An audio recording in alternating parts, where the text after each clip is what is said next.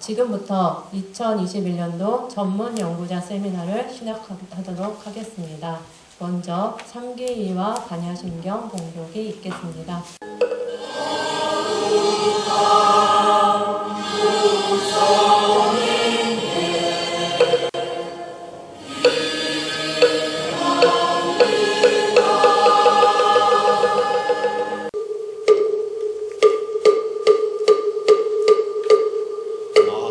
반야바라 밀다 신경한 자제 모사리 깊은 반야바라 밀다를 행할 교육원장 스님 격려사가 있겠습니다. 교육원장 스님을 단상으로 모시도록 하겠습니다.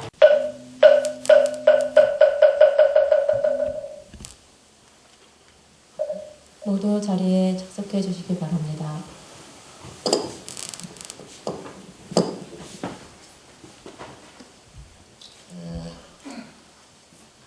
지난 2년 가까이 코로나19로 전 세계가 어렵고 힘든 그런 시기를 보냈습니다. 서로의 배려와 방역 수칙 준수로 오늘 이 자리에서 건강하게 교육아사리 스님들을 다시 뵙게 되어서 매우 반갑습니다.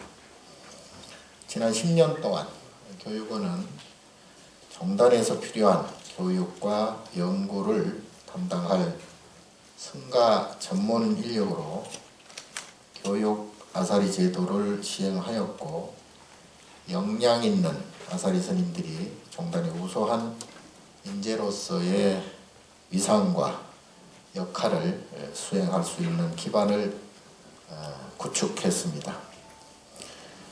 아사리 스님들은 다양한 분야에서 연구와 승가교육에 전념했고 해마다 우수한 논문을 발표하였으며, 뿐만 아니라 종단의 각급 승가교육기관과 대학 강단에서 후학 양성에도 매진하였습니다.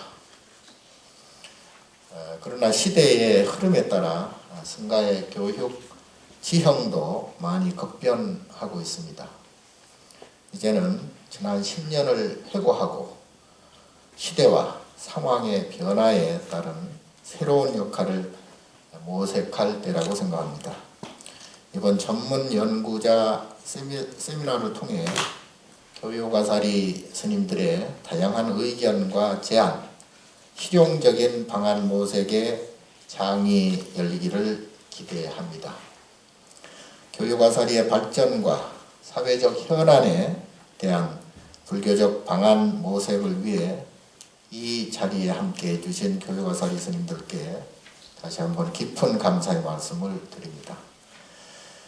마치는 시간까지 경청하고 소통하며 우리 불교의 미래와 희망에 대한 발전적 전망을 아낌없이 제시해 주시기를 바랍니다.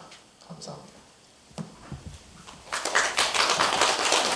네, 따뜻한 격려사를 해주신 교육원장 스님께 다시 한번 큰 박수 부탁드립니다. 좋습니다. 교육아사리 관련인데요.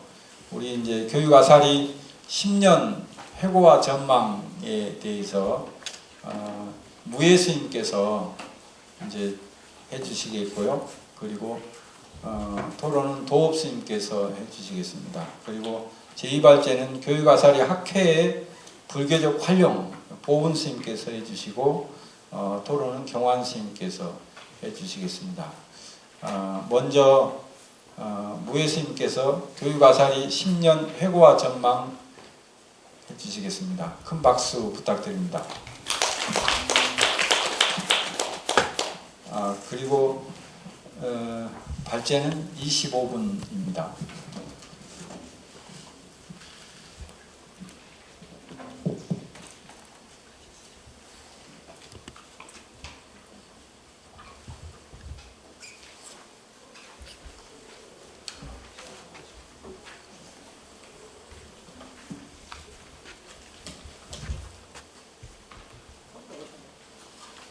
예, 우선 반갑습니다. 교육아사리 이 세미나에 불러주셔서 감사합니다. 일단 저는 이제 소임이 이제 보시위원으로 옮겨가면서 교수 아사리직은 일단은 퇴임을 한 상태입니다. 그래도 이제 아사리의 활동을 좀 했기 때문에 거기에 대한 해부와 전망을 좀 부탁을 해서 또 자연스럽게 이렇게 하게 됐습니다. 그리고 먼저 감사를 좀 드려야 될 게 자현 스님이죠. 지금 중심대 교수로 계시는데 제가 요즘 이제 시대가 워낙 복잡하고 데이터라든가 많은 사건 사고 이런 것이 이제 생기는데 그런 트렌드를 읽으려면은 우리가 빅데이터를 읽어 가야 되거든요. 그래서 이제 다음 부사장인 이제 송기령 박사의 빅데이터 처리 같은 걸 제가 자주 유튜브나 이런 걸 통해서 듣고 또 한국 리서치나 뭐 리얼미터 이런 데서 주간 보고하는 거에 대한 추이라든가 그런 것도 이제 주의 깊게 이렇게 보고 있습니다. 그런데 제가 이 논문을 작성을 할 때 우리 자연 스님께서 몇 년 전에 그 교수 아사리 동향에 대한 우리 규모에서는 빅데이터를 할 수 있죠. 그것을 충분히 자세히 분석을 해서 또 유의미한 것은 거기에 대한 그 내용을 적절하게 이제 추론 적시를 하셨고 그래서 참 이런 어떤 데이터의 관념을 갖고 이 종단 내에서 활동하시는 분이 제 입장에서는 되게 고맙고 또 저와 마찬가지로 다른 분들도 이제 동감하는 그런 분위기라고 생각이 듭니다. 그래서 우선 오늘 이 발제문을 하게 됐을 때 또 도움을 많이 주신 자연스님 논문 또 거기에 많이 의거했었기 때문에 거기에 먼저 감사를 드리고 시작하겠습니다. 첫 번째 이제 들어가는 말. 그래서 이제 그 제목에서 봤듯이 교육와서 10년의 해고와 전망. 그래서 우리가 보통 뭐 몇십 년 단위 이렇게 주기가 되면은 그것을 한 번씩 짚어보고 가는 그런 것이 일반적인 이제 행로라고 볼 수가 있죠. 그래서 교수 아사리도 지금 한 10여 년 됐고 또 집행부도 이제 바뀌고 해서 여기에 대해서 한번 짚고 넘어가는 시점이다 싶었는데 마침 해인사에 제적할 때 해인 총림 50주년에 대한 해고와 전망도 했던 적이 있고 그런 이제 연장선상에서 어쨌든 교육 아사리도 교육계에 있고 해인사에서도 이제 성가대학도 교육기관이고 그래서 그런 그 해고의 전망의 내용이 아마 맥락이 연결되는 것 같습니다. 그래서 이제 해고 전망이기 때문에 앞으로 일보다는 지나간 일을 해고 정리하는 것으로 하고 또 이 제2, 제3 발제자분께서 그 디테일하게 이제 다른 분야를 하실 거니까 저는 이제 해고 쪽으로 하겠습니다. 근데 우리가 이제 오늘 이 세미나를 하게 되는 것에 대해서 집행부 교육원에서 약간 계획안을 이렇게 유인물을 해서 했던 것을 제가 이렇게 찬찬히 보니까 굉장히 우리가 나가고자 하는 것에 대한 세부적인 지침을 해놓으셨더라고요. 그래서 첫 번째는 교육아사리 활동 평가와 성찰 및 지향들에서 종단 내 교육인재에 대한 인프라를 구축해야 된다. 또 두 번째는 인력 강화를 해야 된다. 세 번째는 체계적인 지원을 해야 된다. 네 번째는 수급 인력. 이런 부분에 대해서 우리가 이제 성찰해야 될 부분이고, 그러면 활동 부분은 어떠하냐? 교사 아사리들이 실제적으로 자발적으로 참여하는 수가 적다. 또 교사 활동의 영역도 이제 협소하다. 또 종단 내 활동도 미흡하다. 그 다음에 제한적인 활동 영역 및 7페이지로 와서 새로운 연구 활용 영역 개발이 필요한데 이런 것이 아직까지는 가시적으로 보이지 않다. 그래서 이런 것이 이제 짤막하게 그 전문 연구자 세미나 개혁안에 적시를 해놓은 것이 굉장히 우리가 지금 이 발제나 세미나를 해야 될 내용하고 궤를 같이 하는 것 같았습니다. 그래서 잠깐 인용을 해봤고요.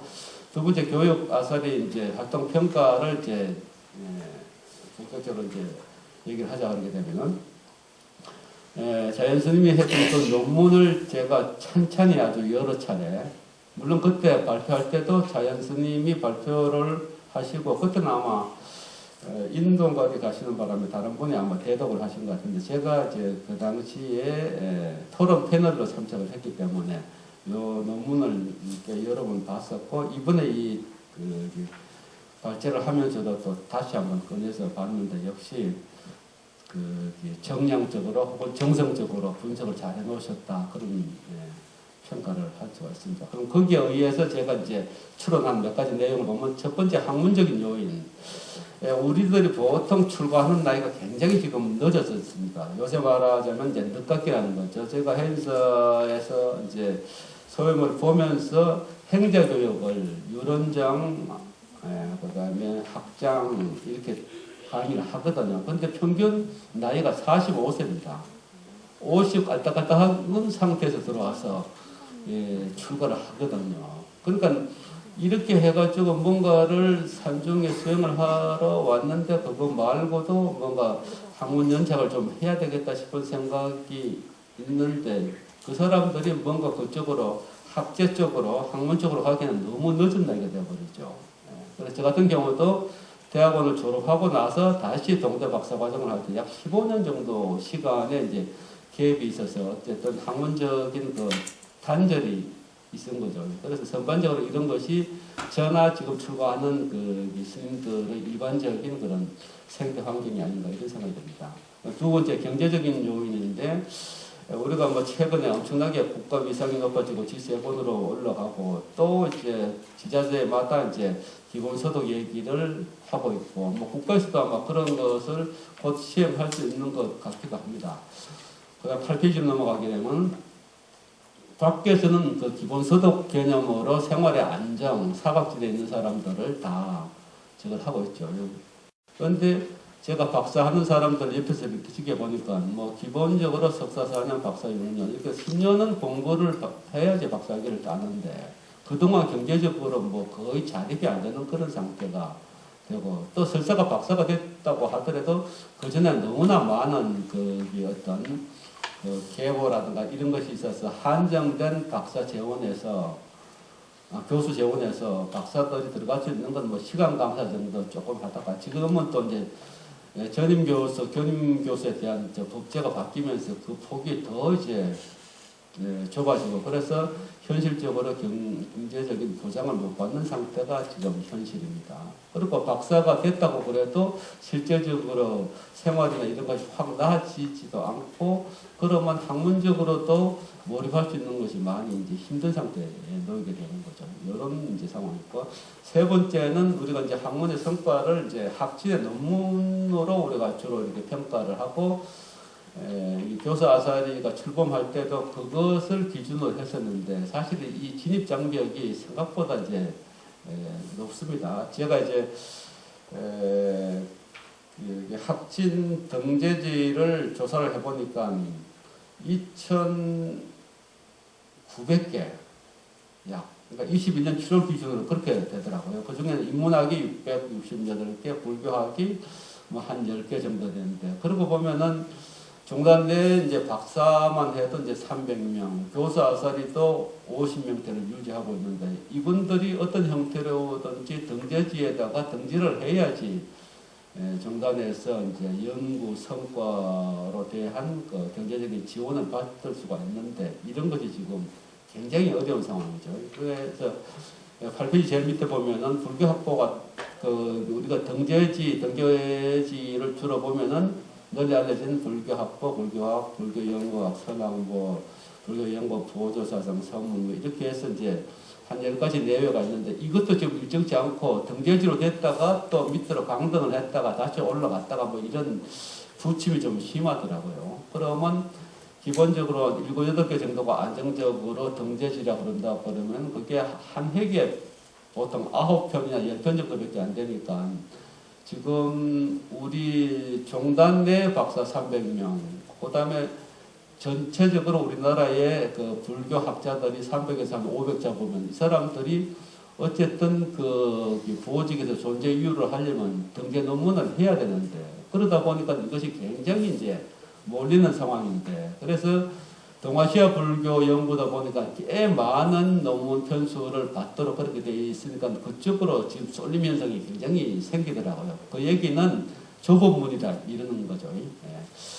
그래서 이제 9페이지 그 첫 번째 단에 보게 되면은 이제 그런 소회를 한번 적었었는데 2018년인가 19년인가 이제 8대 원장, 7대 원장님께서 연말에 이제 송년회를 하잖아요. 그때 제가 좀 알아보니까 한 50명대 교수 아사리 중에서 그 당시에 등재 논문을 한 사람이 그 연구소에 알아보니까 14~15명밖에 안 되더라고요. 그러면 우리가 12월 달이면 등재가 다 끝나는데, 그러면 이제 그 학문적인 실적뿐만 아니라 경제적인 것도 이제 도움을 못 받는 그런 상황이 어쨌든 그 해만이라고 말할 수는 없을 정도로 이런 것이 일반적인 현상이거든요. 그래서 참 진입장벽이 높다 이런 생각이 이제 듭니다.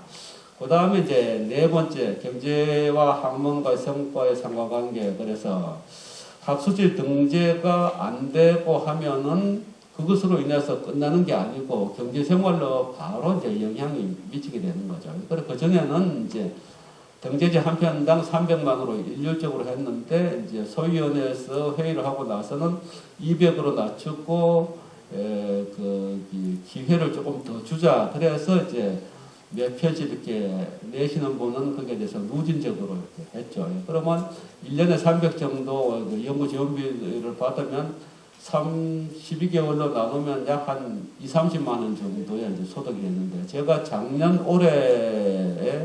3월 달에 이제 해인사를 퇴직하면서, 그 당시에는 연봉이 한 4천 정도 됐었는데, 퇴직하면서 올스톱이 된 상태에서 초기 불전에서 빨리어 할 때는 학생으로 등록이 돼서 30만 원, 또 지금은 티베타 하면서 이제 경주 티벳문화원 쪽에서 이제 나가고 있는데, 거기에 1년 소득이 한 300~400 정도 되는데, 그렇게 2년이 매달 30만 원 정도 생활비로 이게 유지가 되더라고요. 그러면 이게 밖에서 얘기하는 기본소득 개념으로 우리가 연구활동비로 어쨌든 300만 원 정도, 뭐 조금 더 능력이 있어 몇 편 더 하면 또 올라가기도 하는데, 그렇게 하게 되면은 굉장히 최소한 이런 어려운 시기에 안정적으로 할 수 있겠다. 이런 것을 실질적으로 제가 2년 동안 경험을 해봤습니다.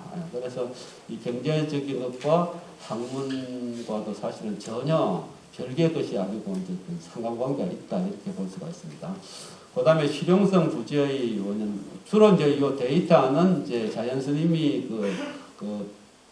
교수 아사리 활동 그 내용을 제가 면밀히 보고서 이제 항목을 뽑아본 겁니다. 그러면 실용성 부재의 요인을 보게 되면은 실세고시는 세상의 물질 토대인데 학문은 이론적 정립을 하는 까닭에 실용이 많이 부족한 경향이 있죠. 그래서 불교가 그러면 학문을 위해서만 존재하는 건 아니고 진재와 속재를 볼 때는 속재는 세간의 일이거든요. 그리고 세간 일이라는 것은 실용적인 물적인 토대하고 연관이 있는 거죠.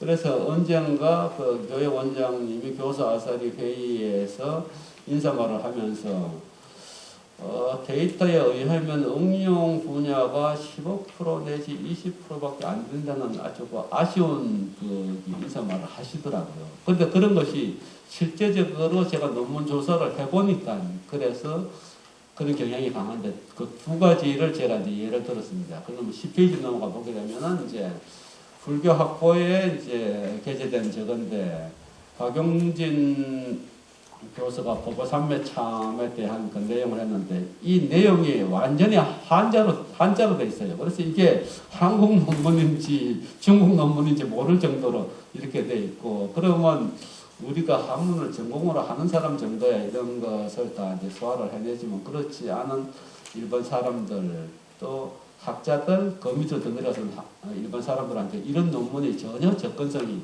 없다고 보는 거죠. 그 다음에 11페이지 가게 되면 김어성 교수도 이제 아주 친일적인 그런 그 학문 토양을 가지고 있습니다. 제가 3년도에 김어성 교수하고 일본에 당시는 이제 교황교수로 와 있고, 저도 이제 문헌학 좀 보러 한 1년 정도 가 있었는데, 그때 한참 일본에 좀 속된 말로 이제 미쳐 있더라고요. 그래서 신란 성인에 대해서 이제 정토 사상을 소개를 했는데 거기 보면은 중간에 보게 되면 이제 이상으로 정신계에 나타나는 이 내용은 신란의 독자적 정토 사상을 추출해 보았는데 신란 특유의 해석학적 관점의 동의 하든 말든 그리고 어쨌든 정토 사상에 대한 고찰을 자기는 계속하겠다 이런 식으로 이제 매듭을 지었습니다. 그러면 이 두 논문에서 그 지향하는 바를 제 입장에서 분석을 해보면은 결국은 게재된 논문이 고찰가와 탐구 쪽으로 이제 연결이 되고 실제 우리가 필요한 실제 수행과에까지는 아직은 연결이 조금 멀지 않나. 그래서 학문적으로 볼 때는 서지학 혹은 해석학적 탐구가 학문에서는 뭐 당연히 해야 되는 일이지만 우리가 실사고시 입장으로 볼 때는 그 논문이나 이런 게 성격적으로 이제 그런 성향을 가지고 있다는 것을 이제 논문 분석의 예로 제가 하나 들었습니다. 그 다음에 제일 마지막 단에 교육 현장에서 교수 인력 수급 부족의 요인인데 종단 내는 이제 제도권으로는 중성대하고 동대가 있고 나머지 30개 정도가 사찰생가대학인데 그러면 제도권은 어차피 그쪽에서 활동을 해야 되니까 논문 쪽으로 이제 관련이 있고 근데 사찰생가대학 33개 보면은 성가대학이 14개, 성가대학원이 19개. 그 다음 페이지 넘어갑니다. 12페이지. 근데 교수 아싸리들이 박사학위를 하기 위해서 한 10년 정도 이렇게 하고 나서 이분들이 거의 사찰 교육기관으로 잘 안 돌아오더라고요, 보면은. 그러면 이 교육 아싸리 제도를 처음 발족할 때는 한문 중심의 훈과 교육이니까 다양한 교육의 어쨌든 조도가 될 수 있도록 인원을 투입을 할 수 있는 그런 선순환을 기대를 하고 했는데 실제적으로 제가 이 현장에서 그렇게 강의를 하면서 이렇게 보니까 박사를 받은 분들이 잘 안 들어왔더라고요. 이 사찰 성가대학, 성가대학원에. 그래서 이런 상황이 있어서 선순환이 잘 안 된다 그런 현상이 있었습니다. 그럼 이런 현상을 보고서 제가 나름대로 조금 이제 제안을 하고자 하는 내용이 세 번째 앞으로 활동의 제안입니다. 그래서 첫 번째는 이제 물적 토대 학보. 그래서 이제 창가학회는 일본에서 유명한 학회죠.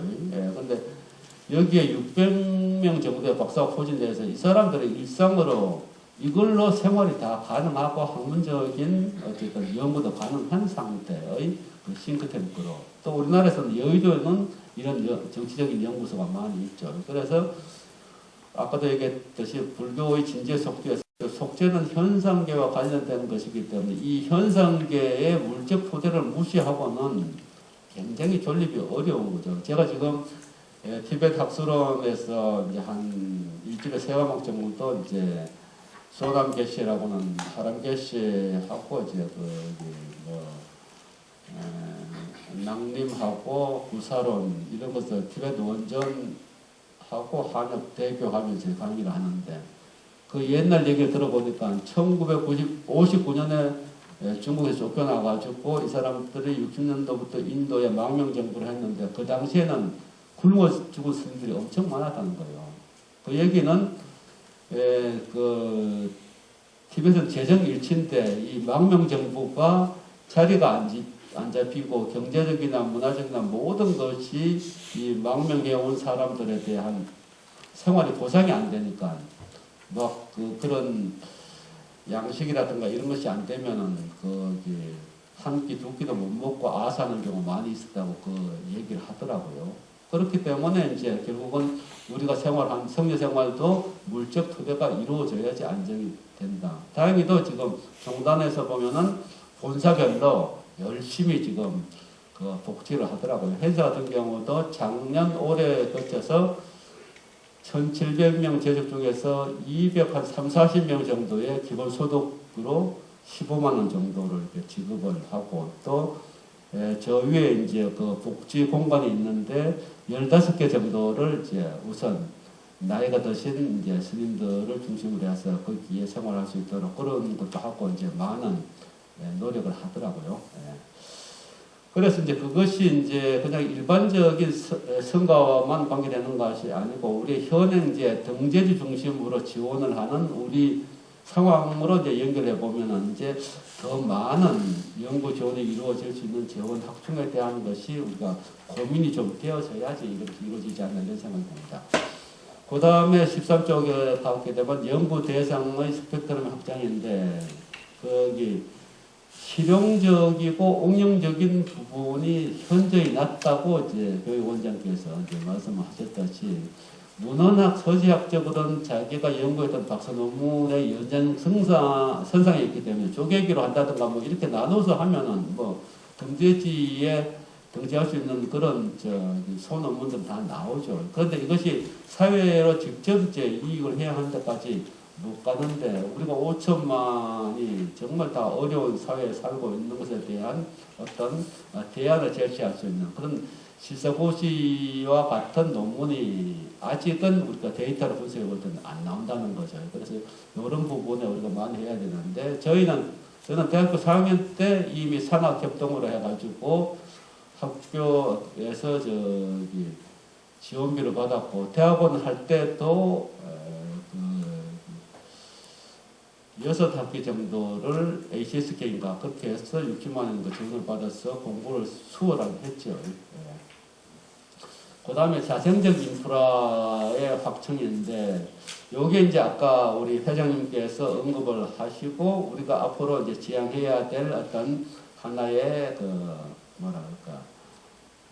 기구라 그럴까. 그래서 학문적인 성과를 모은 회지, 등재지를 포섭하기도 하고 아니기도 하는 그런 조금 이제 포용력이 넓은 어떤 회지, 학회가 발족이 되어야 되고 그에 따른 회지가 만들어지게 되면은 등재지 그 좁은 문을 여기에서 충분히 해소할 수 있고 이 좁은 문 해소뿐만 아니라 다양한 청의의 어쨌든 우리 중생들이 필요로 하는 그런 부분에 대한 대안을 제시할 수 있는 그런 이제 어쨌든 연구 성과 같은 것도 아마 이루어질 수 있지 않나 이런 생각이 듭니다. 그 다음에 제일 아래에 사찰 현장과 학문의 연계.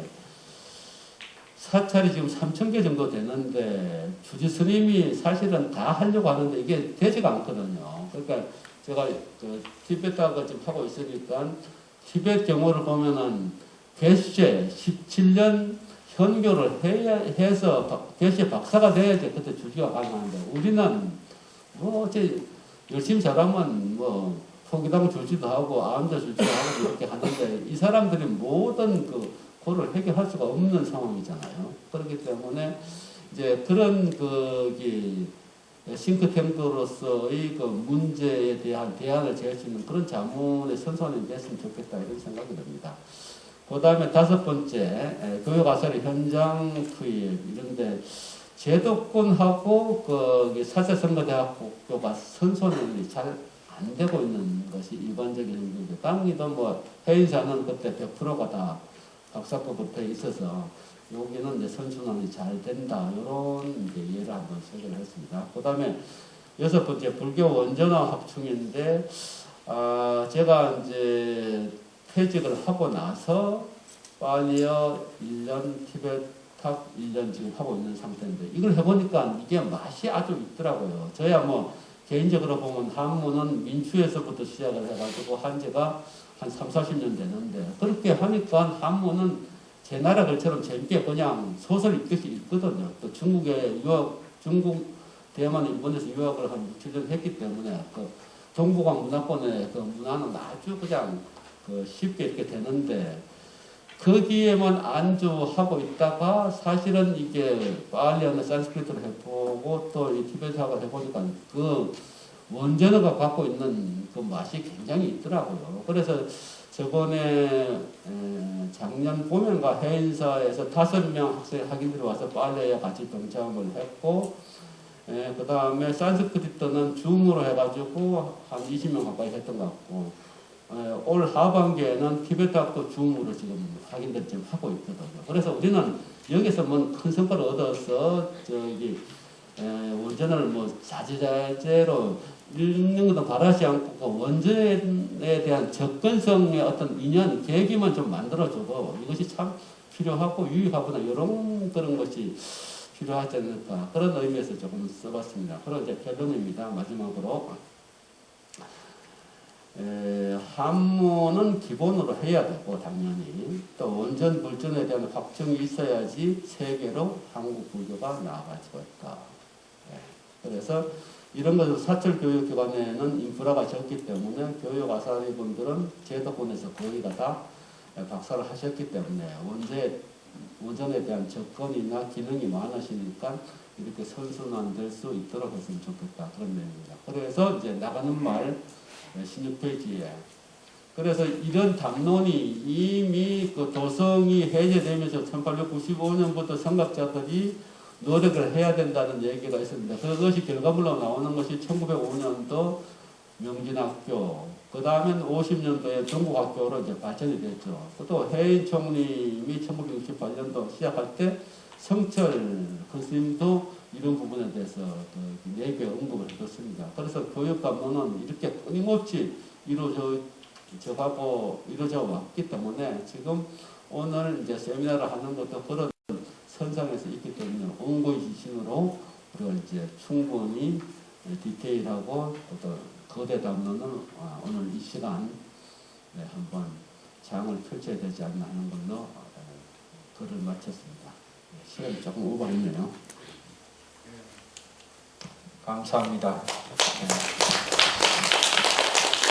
역시나 교육 현장에 오래 있었고 또 교육와사리 활동을 가장 오랫동안 하시다가 은퇴하셨기 때문에 교육와사리에 대한 그동안 해고와 전망, 특히 제안 6가지는 굉장히 중요하게 받아들입니다. 너무나 감사드립니다. 다시 한번 큰 박수 부탁드립니다. 바로 이제 일발제에 대해서 지정 토론을 도읍스님께서 10분간 해주시겠습니다. 안녕하세요. 토론문을 맡게 된 도입니다. 저는 이런 식으로 진행을 하겠습니다. 오예수님께서는 발제된 교육 아사리 10년의 해고와 전망에서 그간 발표된 교육 관계 기록 자료를 중심으로 크게 2가지 난점, 즉 교육 아사리 활동 평가와 앞으로 활동의 제한에 대하여 심도 있게 서술하고 있습니다. 이러한 스님의 노력을 저는 높이 평가하고 싶습니다. 왜냐하면 발제자 스님께서는 먼저 2장에서는 교육 아사리 활동 평가에서 미흡할 수밖에 없었던 교육 아사리 활동 미흡의 요인으로 첫째, 학문적 요인, 둘째, 경제적 요인, 셋째, 학문적 성과의 초반 진입 장벽, 넷째, 경제와 학문 성과의 상관관계 요인, 다섯째, 실용성 부재 요인, 여섯째, 교육 현장에서 교수 인력 수급 부족의 요인 측면 때문이라고 그 이유에 대해 밝히고 있고, 또한 제3장에서는 교육 아사리의 앞으로 활동 방향에 대한 제안을 첫째, 물적 토대 확보, 둘째, 불교 대상 스펙트럼의 확장, 셋째, 자생적 연구활동 인프라 확충, 넷째, 사찰 현장과 학문과 연계, 다섯째, 교육 아사리의 현장 투입, 여섯째, 불교 원전의 확충 등에 대해 6가지로 그 방향성을 제시하고 있기 때문입니다. 따라서 본 발제문은 이제 그동안 발제자 스님께서 종단 교육기관에 종사한 지 약 30년의 지난 세월 동안 보학과 교육에 대한 고민의 열정들이 고스란히 느껴지는 내용들이기 때문에 본 토론전도 공감되는 까닭에 발제문의 내용을 요약하는 것으로 토론문을 대신하겠습니다. 먼저 발제자 스님께서는 제2장의 교육 아사리 활동 평가가 미흡한 요인으로 언급한 첫 번째 학문적 요인에 대하여 일단 출가가 늦고 기본 교육이나 선언을 참가하고 나서 어떤 계기로 학문의 세계로 진입하기 때문에 지금 교육 아사리의 경우는 대부분 이런 학문 환경에 놓여있다고 봤습니다. 그리고 둘째, 경제적 요인에 대하여 성가에서도 안정된 연구 활동을 위한 기본 소득이 보장되어야 하는데 종단의 현실은 그렇지 않다는 안타까운 심정을 토로하고 있으며, 셋째, 학문 성과의 좁은 진입 장벽에 대해서는 지금 현재 우리나라의 확진 등재 및 등재 후보지는 총 2,939개인데 그중 인문학은 668개이고 불교학의 대표 학설지는 10개 내외이기 때문에 진입 장벽에 어려움이 많다는 것을 토로하고 있는데 이 내용은 본 토론자도 100% 동감합니다. 사실 우리 불교계의 등재 및 등재 후보지의 현실은 너무 열악하고 특히 스님들의 연구 논문 인식이 낮다는 것이 학회 관계자분들의 한결 같은 지적입니다. 때문에 여기에 대한 논문 수준에 대한 인식 제고가 필요하다고 생각됩니다.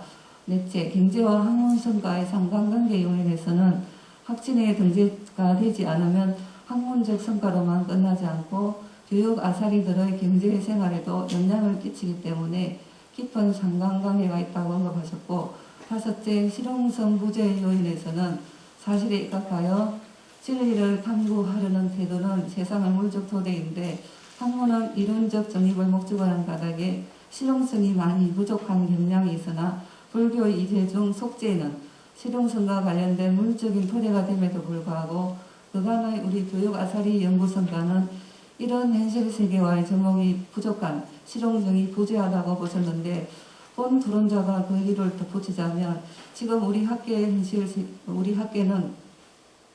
현실 세계가 접목한 응용불가가 높은 평가를 받고 있는 추세로 변화되고 있기 때문입니다.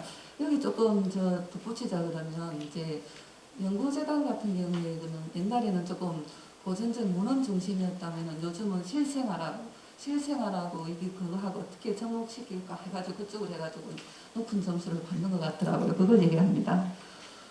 여섯째, 교육 현장에서 교수 인력 수급 부족의 요인으로 종단 내 교육기관 제도인 동국대학교와 중앙성가대학교 그리고 지방 사찰의 성가대학 사찰 14개, 성가대학은 19개가 있는데 교육 아사리가 박사학위 취득 제도권과 사찰, 교육기관에 투입되는 수급 인원은 아주 제한적이기 때문이라고 수급 부족의 이유를 언급하고 있습니다. 그리고 제3장에서는 교육 아사리의 앞으로 활동 방향에 대한 제안을 총 6가지로 제안하고 있는데 첫째, 물적 토대 확보에서의 내용은 불교의 이제 중에 속죄는 세간의 물적 토대와 깊숙한 관계가 있는 현상세계라고 언급하시면서 안정된 상태에서 연구가 이루어질 수 있는 생태 환경이 필요하며 현행 등재지 중심의 지원을 기본으로 하여 더 많은 연구 지원이 이루어질 수 있는 재원 확충에 대한 고민이 있어야 교육 아사리들의 물적 토대가 확보될 수 있을 것이라고 강조하고 있습니다. 그리고 둘째, 불교 대상 스펙트럼의 확장에서 불교의 목적과 부합되는 괴로움을 없애고 즐거움을 얻음에 대한 논의를 학문 연구의 스펙트럼으로 확장해야 하며 그리고 이때 불교의 대상을 맞춤형으로 다양한 스펙트럼 연구로 중생에게 향하는 것이 필요하다고 제안하고 있습니다. 그리고 또한 셋째, 자생적 연구 활동의 인프라 확충에서 교육 아사리의 활동은 개인적인 수준에 머물러 있어서는 안 되고 앞으로는 교육 아사리의 연구 활동이 모아질 수 있는 플랫폼과 인프라의 확충이 필요할 것으로 예상된다는 것이며 넷째, 사찰 현장과 학문 연계 다섯째, 교육 아사리의 현장 투입은 사찰의 요구가 있으면 교육 아사리들이 투입될 수 있는 연계성, 학문적 인프라가 필요하며 교육 아사리를 투입하거나 자문을 줄 수 있는 연계 시스템이 된다면 현장과 학문 간의 윈윈이 가능할 것으로 전망하고 있습니다. 처음 교육 아사리 제도를 도입할 때의 목적 중 하나는 사찰 교육기관의 인재 투입이었으나 지금 현재 제도권 항목을 위해서 빠져나간 인력들은 연구하여 박사가 된 후에는 사찰 교육기관으로 돌아가는 것이 극히 제한적이라고 아쉬움을 밝히고 있습니다. 마지막 여섯째, 불교 원전의 확충에 대해서는 학문은 오랫동안 동북아 문화의 중심이었으나 그것은 필요 조건이지 충분한 조건이 아니라고 언급하고 있습니다. 그 이유로서 이미 중국 대만불학원에서 원전의 연구의 동향에서 알 수 있기 때문에 앞으로 우리 성가교육도 학문은 기본적으로 하고 원전 불전어, 즉 발리어나 산스크리트, 티베트에 대한 확충이 있어야만 세계로 한국 불교가 나아갈 수 있을 것이라고 나아갈 방향을 제안하고 있습니다.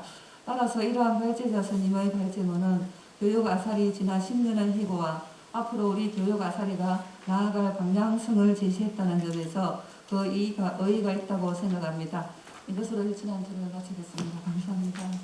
네, 감사합니다. 교육스님 이 지정토론문은 이제 거의 우회 스님께서 하신 발제자의 거의 요약이고 또 더 한 번 더 짚어주는 그런 내용들이었습니다. 혹시 우회 스님께서 하실 말씀도 있으십니까? 정리를 잘 하셨습니다. 감사합니다. 혹시 그러면 플로어에서 질문이 있으시면 네. 질문 한 가지 하겠습니다. 마이크 대학교에서 강의하고 있는 권님이라고 합니다. 잠깐만요. 마이크.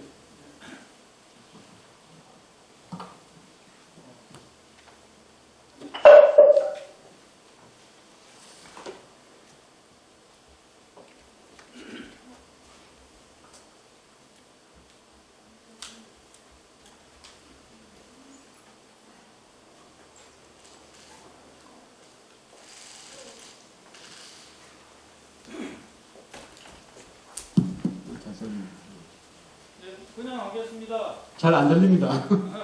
들리세요?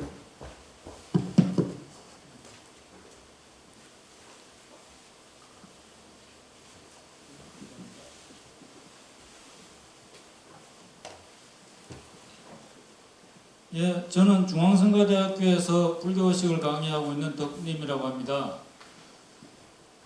예, 전 아사리 회장님이셨고 또 해인사 성가대학장을 지내신 무예스님께서 우리 교육 아사리 활동의 전반적인 부분에 대해서 잘 점검해 주셔서 너무 감사드리고 오늘 이 자리에 또 잘 참석했다는 그런 생각이 듭니다. 그러나 이제 발표하셨다시피 워낙 많은 어떤 그런 난제들을 이렇게 차분하게 점검해 주시고 하나의 리스트를 만들어 주신 건데 거기에 대한 어떤 이제 그 토론자께서 어떤 문제 해결에 대한 그런 질문을 좀 이렇게 포인트를 잡아주지 않으신 것이 조금 아쉽고요. 그래서 제가 좀 질문을 드려야 되지 않을까 그런 이제 생각을 들었는데요.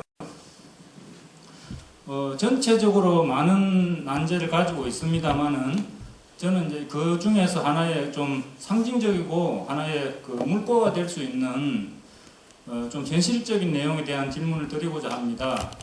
예를 들어서 박사학위를 받는 스님들이 요즘에 많아지고 있는데 저는 뭐 정확한 리스트는 안 가지고 있지만 많아지고 있는 스님들이 왜 교육 현장으로 돌아가지 않을까 거기에 이제 아이디어가 꽂혔고요. 그분들이 어떤 소위 말하면은 무엇을 하면서 공부를 하면서 먹고 살 수 있을까 그런 고민을 한 끝에 돌아가지 않게 되는 것이 아닌가. 그러니까 소위 공부를 위해서 출가를 했고 또 출가를 해서 도움만 닦는 것이 아니라 철학과 수행을 같이 병행하고자 해서 박사를 하는 분들이 대부분일 거라고 저는 생각하는데 그 경제적인 부분이 어떤 전망이 안 되고 이렇게 할 때 또 다양한 방면으로 스님들은 자유로운 사색을 하게 되고 그 결과 교육 현장으로 돌아가지 않고 또 교육 현장에 가야지 연구하기가 좋고 소위 뭐 자리가 사람 만든다고 하지 않습니까? 근데 이제 교육적인 그 연구적인 분위기의 그 삶을 살 수 없게 되기 때문에 소위 박사 받은 그냥 살림하는 스님들로 그렇게 자꾸 해양되고 있는 게 아닌가 이런 생각을 하게 되었는데요. 전반적으로 점검하신 스님께서는 이 부분에 대해서 좀 시원한 회통의 말씀 한번 부탁드리고자 질문을 드립니다.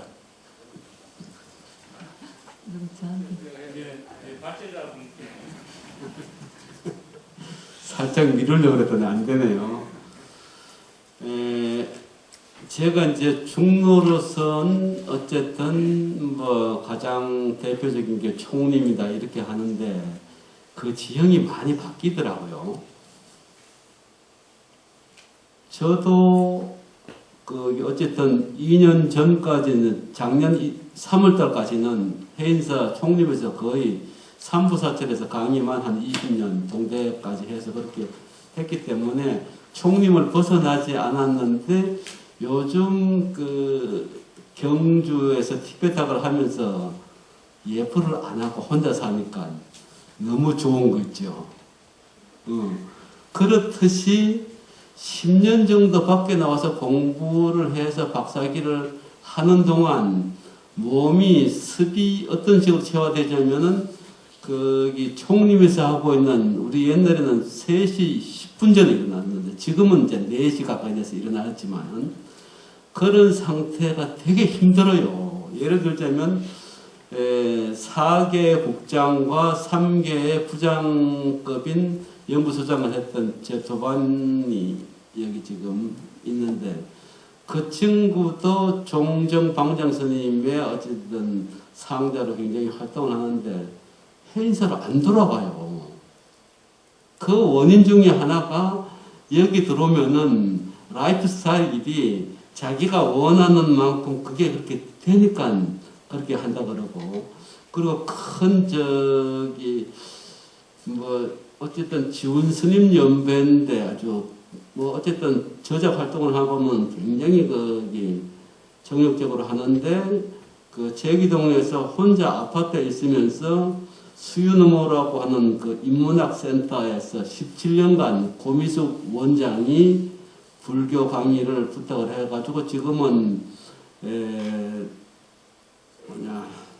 자라투스트라, 하이데거 그런 것을 불교식으로 읽기를 계속 이제 강의를 하고 그 한 1, 2년 강의하고 난 걸 또 작업으로 해서 책으로 15권씩 내고 지금 그 정도 이제 했는데 이 사람은 총림에서 수행을 해야 된다는 것이 우리가 사문의 기준으로 본다면은 그거는 아니더라도 뭔가를 하고 있구나. 그런 것을 우리가 다른 관점에서 좀 봐줘야 되지 않느냐. 그래서 그런 그 어떤 지형을 보게 되면은 박사를 하면서 이미 학제 쪽의 연구의 그 생태 환경이 저기 가장 최적화 돼 있어서 사찰에 들어와서 3시 10분 전이나 혹은 뭐 늦어도 4시 10분 전에 일어나가지고 뭔가를 해야 되는 게 이런 게 좀 힘든 것 같고 벌써 10년이면 늦게 출가를 하면은 나이가 50대 넘잖아요. 다시 그 생활을 강원생, 뭐 성가대학생 같으면 할 수 있는데 그게 좀 어려워서 그런 현실적인 문제도 좀 있더라고요. 제가 보기에는. 예, 선생님. 이제 감사합니다. 또 말씀하시죠.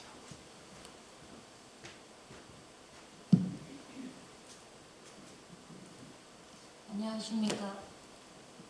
저는 한문불전 분야의 원법입니다. 지금은 운문사 성가대학에서 강의를 하고 있고요. 근데 저는 이제 저희들이 아까 이제 말씀하신 거 하고 연계해서 조금 생각을 해봤는데, 물론 이제 그 밖에서 공부를 하고 산중으로 들어가는 건 쉽지 않은데요. 그런 부분도 있겠지만 더 근본적인 것이 지금 학인 수가 많이 줄었거든요. 그래서 각 강원에서 학인 수보다 강사 수가 더 많은 경우들도 있고요. 그리고 비구니 강원 같은 경우에는 이미 다 갖춰져 있거든요. 그리고 제가 그 지금 교육 아사리 1기인데요. 그 당시만 해도 교육 아사리 스님들에 대한 강원의 인식이 조금 달랐어요, 지금처럼. 근데 지금은 이제 거의 박사 수료 이상이 이제 강사 스님으로 되고, 그러다 보니까 학인 수는 줄어드는데 교육 아사리 스님들이 지원을 할 수 있는 그런 상황이 되지를 않아요. 그리고 지금 옆에 있는 이련 스님 같은 경우에는 그 통도사로 지금 강의를 다니는 걸로 알고 있거든요. 그 교육 아사리였기 때문에 가능한 걸로 알고 있는데, 저는 한 가지 대안이 혹시 교육원에서 그 본사의 불교 대학을 교육 아사리 스님들로 조금 이렇게 강의를 할 수 있는 그런 대안을 좀 해줄 수는 없는가. 불교대학을 보통 그 동대 교수 스님들이 많이 다니시잖아요. 제가자분들이. 그런데 예, 사실은 그 강사 교육 아사리 스님들을 조금 기본적으로 그죠? 좀 의무적으로 불교 사찰 그 불교대학 같은데 좀 강의를 할 수 있도록 해줄 수 있으면 좋겠습니다. 그런 부분에 대해서.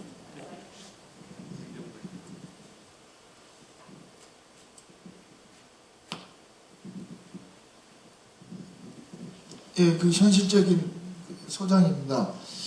그 제가 와서 그 여기 전 소장도 계신데 하여튼 제가 와서 보니까 그 우리 이제 원버스님 말씀대로 사찰 승가대학이 지금 학인 수가 줄어들면서 원하든 원치 않든 간에 어떤 뭐 자꾸 줄어들고 학인 수가 줄어들어서 일반 그래서 이제 뭐 그 교수사 스님들의 자리가 그만치 좀 오히려 늘어나기보다는 감소하는 추세고, 그래서 어떻게 하면은 교육 아사리 스님들의 어떤 평가 항목 중에 일반 우리는 이제 주로 이제 스님 대상의 어떤 교육 활동에 제한해서 그렇게 평가를 하게 됐는데, 지금 불교대학까지 확대하는 부분에 대해서는 조금 저희들이 이 판단하기가 상당히 어렵습니다. 그래서 제가 일단 그 실무진에서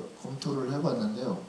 그거는 일단은 조금 당장 어떻게 이 평가하는 그 평가 기준에 하는 그런 뭐 규정이라든지 이러한 것을 또 고쳐야 되기 때문에 고민은 지금 하고 있습니다. 지금 그래서 일단 그 또 이제 응용 불교 중에 뭐 사찰 음식이나 주로 현장 중심의 그런 응용 불교 파트 중에는 현장 중심의 활동이 그 위주가 되는 데가 있어요. 그 의례나 불교 의례나 이러한 부분이라든지 사찰 음식이라든지 오히려 이제 일반인 대상, 일반 불자 대상의 활동이 주가 되는 그런 분야가 있거든요. 그래서 고민은 지금 하고 있는데요. 이 자리에서 제가 뭐 가부를 확정적으로 말씀드리기는 어려운 면이 있습니다. 고민을 하고 있다는 말씀을 좀 이 정도 선에서 대답하도록 하겠습니다. 네, 감사합니다. 이제 시간이 우리 구체적인 이야기가 들어가니까 굉장히 토론이 활성화되어지긴 하는데 시간이 많지 않아서 이제 정리를 하도록 하겠습니다. 사실 그 종단에서 역할을 해줘야 될 외피적 역할을 해줘야 될 것들이 사실 물적 토대라든지 이런 것들이 정리되어지고 여기서 제안한 것 중에서도 4가지가 사실 종단에서 지원해주고 그리고 해야 될 것들이 많은데 그게 이제 너무 부족하다 이제 생각이 좀 들고요. 뭐 한 달에 기본소득 얼마씩 드리고 연구할 수 있도록 해주면 좋겠는데 우리 교육 아사리 회에서 몇 가지 그런 포교원의 좀 제안도 좀 하려고 합니다. 그러니까 불교대학의 강사들을 우리 교육 아사리 스님들 프로필을 쫙 해가지고 분야별로 해서 제공하고 각 불교대학의 또 주일 스님들한테 제공하고 그 강사를 쓰려면 이런 스님들로 좀 써라. 주소까지 다 해가지고 그렇게 뭐 제안을 좀 구체적으로 좀 하는 역할도 좀 하고. 예. 지금 말씀하신 거는 작년, 재작년부터 포교원이라고 해서 저희끼리 스님들 해달라고 해서 사찰 불교대학 해달라고 포교원에서 회의까지 거쳐서 벌써 그 단계는 더 있어요. 네. 그 다음 차 있는 게 중요한 거지. 네, 스님 그게 이제 필요하고요.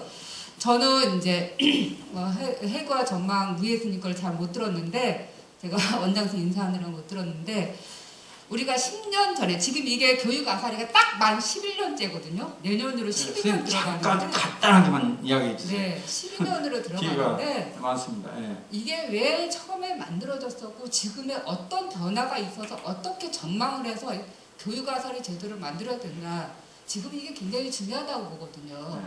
10년 전에는 교과 개편으로 인해서 각 사찰에 필요한 강의마다 그 사찰이 필요한 스님들한테 어떻게 스님들한테 그 전공마의 분야에 맞는 거를 어떻게 각 사찰의 승가자에게 보내는 게 그게 우선 과제였거든요. 그래서 그 당시만 해도 10년 전만 해도 강사비를 얼마나 책정할 것인가, 교육 아사리에서 아니 교육원에서 어떻게 책정, 그런 회의까지 진행이 됐었어요. 근데 마침 스님네들이 사찰 승가자들은 스님들을 필요로 하지 않으셨어요. 그러다 보니까 처음에는 17명, 18명부터 시작을 했는데 점점점 숫자만 방만해지고 그 다음에 특별하게 그전보다 행사가 많이 없어지고, 그래서 어떻게 하면 활성화될 수 있는 그게 뭔가 좀 구체적으로 아이템들이 나와야 되는 거지. 지금 이런 거는 3, 4년에도 했었고 3년 전에도 했었고 재작년에도 했었고 똑같은 방향으로 계속 네, 이제 건 됐습니다. 알겠습니다. 너무 힘 빠지게 하지 마시고, 예, 이제 지금 새로운 일을 하기 위해서 그런 거니까, 네, 감사합니다. 전 소장 하시다 보니까 이제 바라보는 방향이 있으셔서 그렇습니다. 두 번째 발제하도록 하겠습니다. 보은 스님께서는 거의 40페이지 분량의 발제 내용을 가지고 오셨는데요. 그래도 25분 안에 해주셔야 됩니다. 네. 네, 저는 그 적게 쓴다고 썼는데 어떻게 많이 썼는 분들 중간중간에 필요한 부분만 보도록 하겠습니다. 먼저 들어가는 말 22페이지로 보도록 할게요. 두 번째 단락입니다. 서양에서는 근대 학문의 문과 신학이 종교학에 편입되면서 현대적인 학문 체계를 갖췄으며 현대 불교학에도 영향을 미치고 있다. 19세기 후반에 시작된 종교학은 19세기에 본격적으로 시작된 근대적 의미의 불교학을 새롭게 정립된 학문으로서 서구 학자들에 의해 서구적인 방법론으로 시작되었다는 공통점을 지녔다. 따라서 일반적으로 사용되는 종교와 불교라는 용어는 18세기에서 19세기의 서구에서 만든 개념이지만 여러 종교를 포괄하는 개념으로서 종교의 의미는 불교학에서 오랫동안 사용했던 고유적인 개념이다. 그 다음 밑에 단락으로 갈게요. 한국 불교에 영향을 많이 주었던 일본의 종교학과 불교학은 학계의 근대적인 재편 과정에서 초기에 일정한 상호 관련성을 상실하고 별개의 학문 문과로 발전하였으나 한국 불교학은 한국 불교학의 연구가 종교학 범주에 포함되어 있고 또 있더라도 제가 오타가 많이 있었습니다. 그 기술이 있더라고요. 종교학으로서 정체성을 제대로 확보하지 못하고 있으며 종교학 밖의 불교학의 연구는 협력이나 융복합의 연계를 정립하지 못하고 있다. 또한 불교학은 기타 인문학에 속하는 다른 종교학이나 철학과 다른 인문학 분야에 중요한 학문 문과로 발전하여 있어도 현재 학계는 연구 영역들이 상호 보완적인 관계가 정립되어 있으며 연구 성과도 융합적으로 도출되고 있다. 따라서 불교학은 다른 인문학 분야와는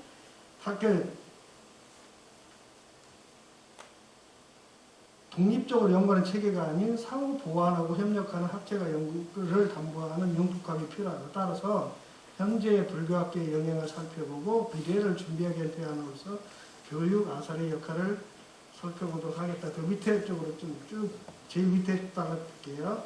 2021년 1월 1일 한국연구기관을 총괄하는 한국연구재단에 등재된 학술지를 중심으로 살펴보면 학술단체가 총 2,601개가 등록되어 있고 이건 학술단체라는 것은 학회나 연구단체를 다 포함하는 연구소를 포함하는 겁니다. 대분류는 인문학, 사회과학, 자연과학, 공학, 의학, 의학학, 용수해양학, 예술, 체육학, 복합학 등으로 2,215개의 학술 등재지와 368개의 학술 등재 후보지로 두고 있습니다. 그러니까 대분류에서 종교와 관련된 학술단체는 인문학, 예술체육학, 복합학 등에 포함되고 있습니다. 근데 분류에서 보면 인문학은 537개의 등재지가 존재하고 중분야의 불교로는 불교학, 카톨릭 신학, 기독교 신학, 종교학, 철학, 기타 인문학 등이 분류되어 있으며 대분야인 예술체육은 124개의 등재지가 존재하고 중분야에 관계된 중분야에서 종교와 관련된 분야는 미술이 분류되어 있고 대분야인 복합학에는 99개의 등재지가 존재하고 있으며 여기에는 종교와 관련된 분류는 문헌정보학 등이 있습니다. 그래서 여기 밑에를 이렇게 쭉 한번 봐주시면 표 1번은 1번부터 여기까지는 2번까지는 불교 쪽에 가게 된 겁니다. 그런데 여기서 불교 쪽하고 그 동국대하고 연관된 것을 보면 굉장히 이 156번이나 157번 같은 경우에는 조금 어떻게 보면 불교의 정체성하고는 좀 일반 156번 같은 데는 불교의 정체성하고는 약간 좀 저희가 생각보다 특정한 목적을 가지고 있습니다. 금강대나 대각사당 연구원 같은 데는 저희같이 조계정에서 저희가 추구하는 불교의 연구단체가 아니기 때문에 이런 문제가 있고요.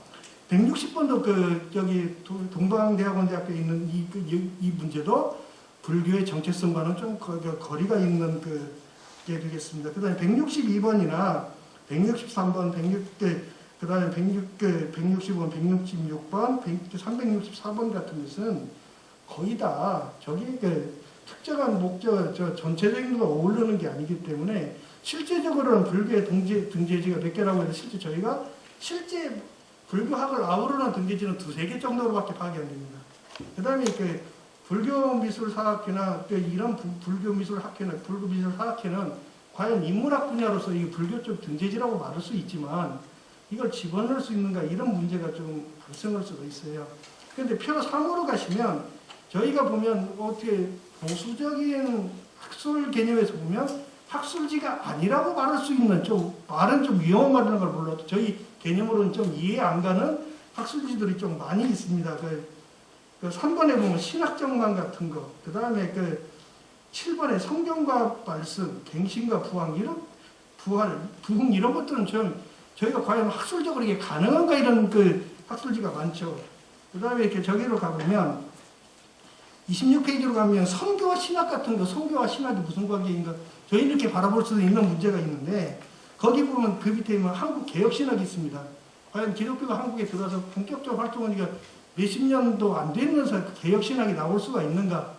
종교는 보통 종교학자들은 300년이 지나야 토종 종교로 인정을 받는데 한국은 기독교가 들어온 지 활성화된 지 100년도 안 된 상태에서 개혁신학이라는 것이 좀 나오는 좀 그런 내용도 있고요. 그 밑에 보면 기독교 교육 정보나 그 밑에 쭉 내려가면 23번에 보면 대학과 선교, 24번에 목회와 상담, 26번에 복음과 상담, 24번에 목회와 상담, 25번에 복음과 상담, 26번에 복음과 선교.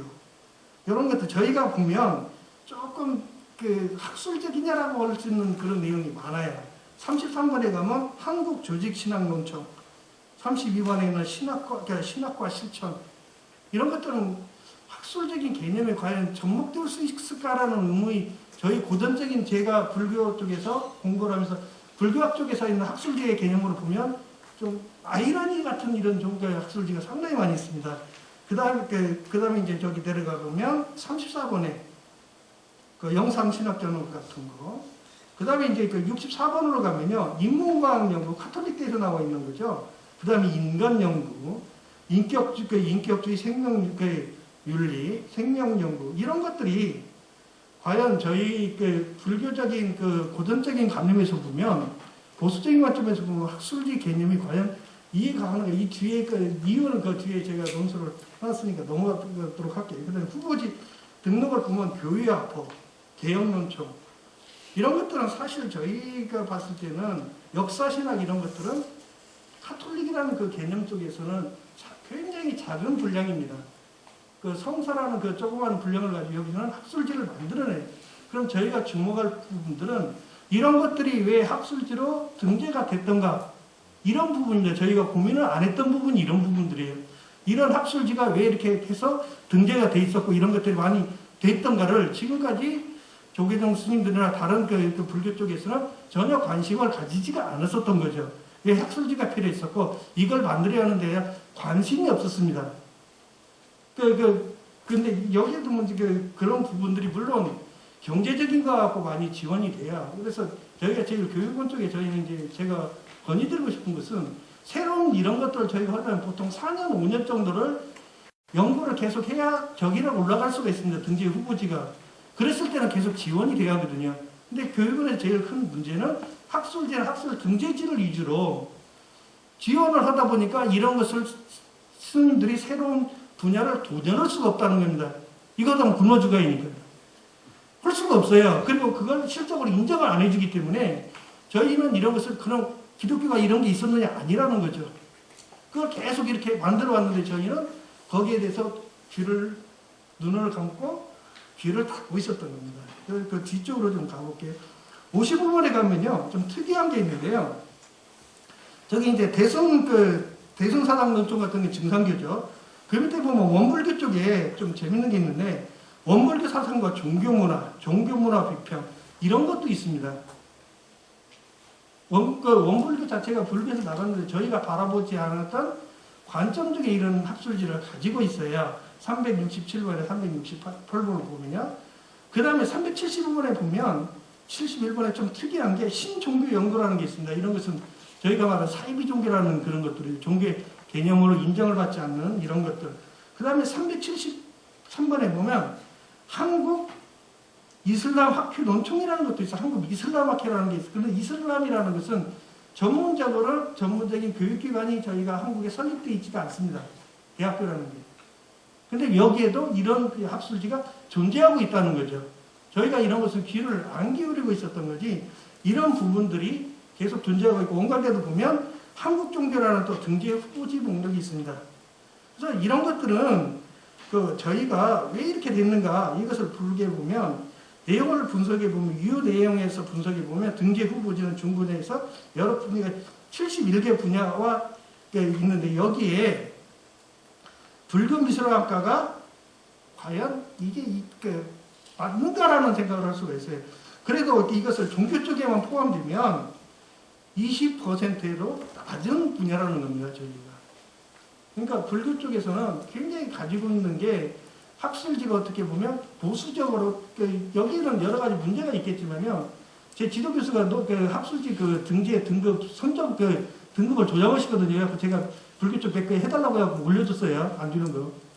이게 기사예요. 그래갖고 그거 좀 점수 좀 잘 주세요 해가지고 심사위원들 3명이라도 등급 유지를 해줬는데, 실제 교수님이 만나보니까 어디 등급 학교를 들어갔다가 탈출했는데, 정부에서 파악하고 있기는 그렇습니다. 보통 학술지가 10명 이내의 교수가 움직입니다. 정부에서 파악하고 있는 내용이에요. 10명 이내에 움직이는데, 실제 보면 명단은 무지하게 많아요. 100명이 넘는 게 많아요. 이사들까지. 근데 실제 정부에서 파악하고 있는 것은 한 학교에 활동하는 사람이 많아야 8명까지밖에 안 봅니다. 그러니까 저희가 기독교나 이런 학술지나 다른 일반 학술지도 마찬가지예요. 8명 내외가 그걸 이끌어가고 있습니다. 10명 이내가. 근데 저희는 불교 쪽에서는, 그런데 그리고 거기에 또 저희는 제가자 교수들이 주로 하죠. 제가 승가대에서 지금 승가를 취직하고 쉬고 있는데, 그때 학술지를 만들자고 했었는데, 경호에서 어떤 교수님이 그랬습니다. 이 학교는 자격이 안 돼서 못 만듭니다 라고 총장 선생님한테 공식적으로 발언을 했어요. 근데 그 교수가 지금도 재직하고 있었는데, 지가 만들기 전에서 그랬던 거예요. 그때 이 얘기를 그때 제가 부탁했을 때, 연구재단을 만들어라, 그럼 등재 후보지 만들어줄게 그랬거든요. 그래서 다른 교수님들이 얘기했는데, 거기서 교무에서 제가 교수님들이 못 만든다 해서 그게 와해가 돼버렸습니다. 그래서 지금도 중앙선대에 학술지가 있긴 하는데, 그 이후에 후보지를 못 올라갔죠. 지금 그때는 강화되기 전이니까. 그때는 그런 것들이 존재를 했었어요. 그러니까 저희가 문제라는 것은 뭐냐, 지금 어떻게 동국대도 그렇고 불교 중앙선대도 그렇고 제가 불교학자라는 분들이 뒤에서 보이지 않게 그런 방해를 많이 하고 있는 상태입니다. 카르텔이 어떻게 보면 형성돼 있죠. 그러다 보니까 스님들이 논문을 등재하기가 거의 힘들어요. 그리고 그분들은, 저도 등재지 요즘은 몸이 아파서 좀 안 쓰는, 등재지에 보면 기획 논문으로 칠습니다. 심사 논문을 별로 안 실어요.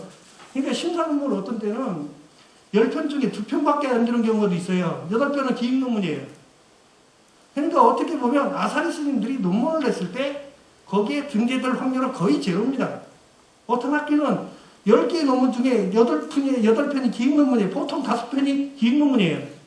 그럼 5편 가지고 그걸 5편에 실어야하는데, 5편 중에 과연 아사리 스님들 거기 몇 편이나 들어가요? 더구나 햄직이 없으면 받아주질 않죠. 못 들어갑니다. 이런 문제들이 이제 존재하는 거죠. 그래서 이게 이번 29페이지에 있는 불교학회 연구소의 그 특징과 한계죠. 그래서 여기를 보면 29페이지 밑으로 갈게요. 그 조계종에서 그 2020년 제가 자료를 교육원에서 받아서 이렇게 해봤는데요. 석사 이상의 학위 연구자가 668명으로 그 파악되고 있습니다. 근데 여기에 스님들 자체의 성품이 잘 신고를 안 합니다. 그래서 제가 봤을 때는 곱하기 2는 될 것 같아요. 석사 이상이 최소 1200명 되지 않을까라는 생각을 하는데 스님들 귀찮아서 안 냅니다. 그 자료 한번 내라고 해서. 학위 신고라고는 안 해요. 그래서 한 그 공식적으로 지금 교육원에 파악된 건 668명이라고 하는데요. 실제 거기에 숫자는 한 1000명 이상은 된다라고 봐서 굉장히 인원은 부족하지 않다라고 지금 보고 있습니다. 그래서 이제 여기 그 30페이지가 그 세 번째 달락으로 할게요. 한국 연구자단에 그 등재해 있는 학술지를 발간하는 학술단체를 기준으로 볼 때 국내 학교 연구소들은 15개 정도가 있지만 대부분이 특정한 주제를 중심으로 학회를 운영하는 그런 특징을 가지고 있습니다. 그래서 그 저기에 보면 이 32페이지로 가면요. 저희가 이제 보면 제일 중요한 게 현실에서 접목하는 것을 저희가 이제 보는 신학과 철학이나 그 밑에서 두 번째 단락입니다. 가톨릭식이나 생명말씀, 갱신과 부흥, 선교와 신학, 한국 개혁 신학 이런 것들의 좀 내용들은 다 누가 가능하느냐? 실제 성직자가 아니면 가능하지 않다는 거예요. 이론적인 게 아닙니다. 이 사람들은. 실제 현장에서 통해서 얻은 데이터를 가지고 논문을 쓰고 그걸 가지고 양적 연구를 통해서 실제 학회를 운영하고 있고 여기서 제가 듣기로는 기독교 단체가 교육부 쪽에 한번 물어보니까요. 그 기독교 대학교하고 이쪽 학회 쪽으로 1년에 연구 비용으로 들어가는 게 약 6천억 정도 알고 있습니다. 교육 예산에서. 이쪽에서 가져가는 게 6천억 정도예요. 대학교하고 카톨릭 이런 연구단체나 기타 학회를 통해서 들어가는 그 연구재단이나 통해서 지원받는 액수가 약 6천억 정도 된다고 저한테 얘기를 하더라고요. 뭐, 동국대에는 뭐 200억 받았다고 자랑하시는데, 제가 보기엔 자랑할 사람도 아닌 것 같아요. 그러니까 기독교나 카톨릭으로 비교했을 때는 동국대에서 뭐 보면 항상 그거 자랑하거든요. 무슨 인문학 사업으로 200억 받았네, 300억 받았는데, 이런 것들은 카톨릭 쪽에서 그것은 10년차 사업이나 몇 년차 사업이고요.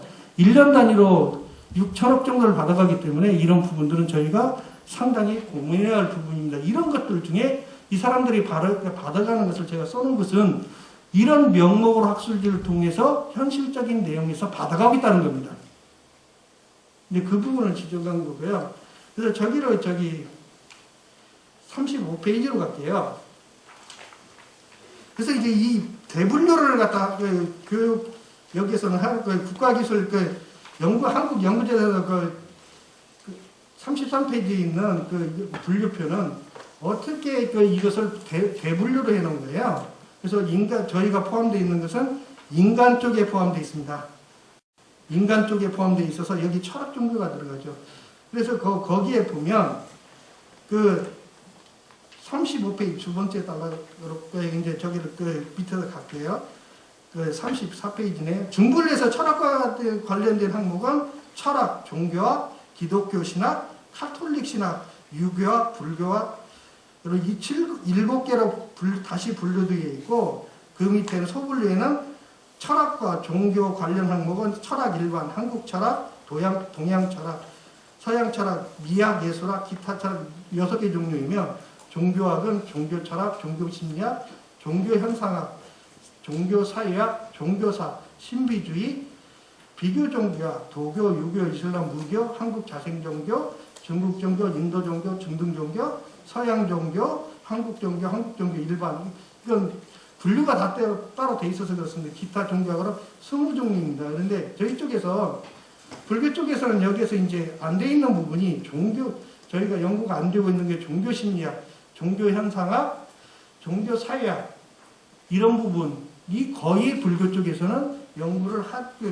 하지 않고 있고 그다음에 신비주의 영성이라고 그러죠. 이런 부분 쪽도 불교 쪽에서 수행이라고 하지만 전혀 연구 자체가 안 되고 있어요. 그다음에 비교 종교학 과연 다른 종교하고 어떻게 그것을 같이 바라볼 건가. 카톨릭 쪽에서 말하는 창세기나 이런 쪽, 제너시스 같은 데도 과연 불교 쪽에서는 불교 쪽에서 이런 개념이 나오고 있거든요. 어떻게 그걸 해석하고 다시 검토해 볼까 이런 내용이 전혀 빠져 있습니다. 그 다음에 그 밑에 보면 좀 특이한 경우인데요.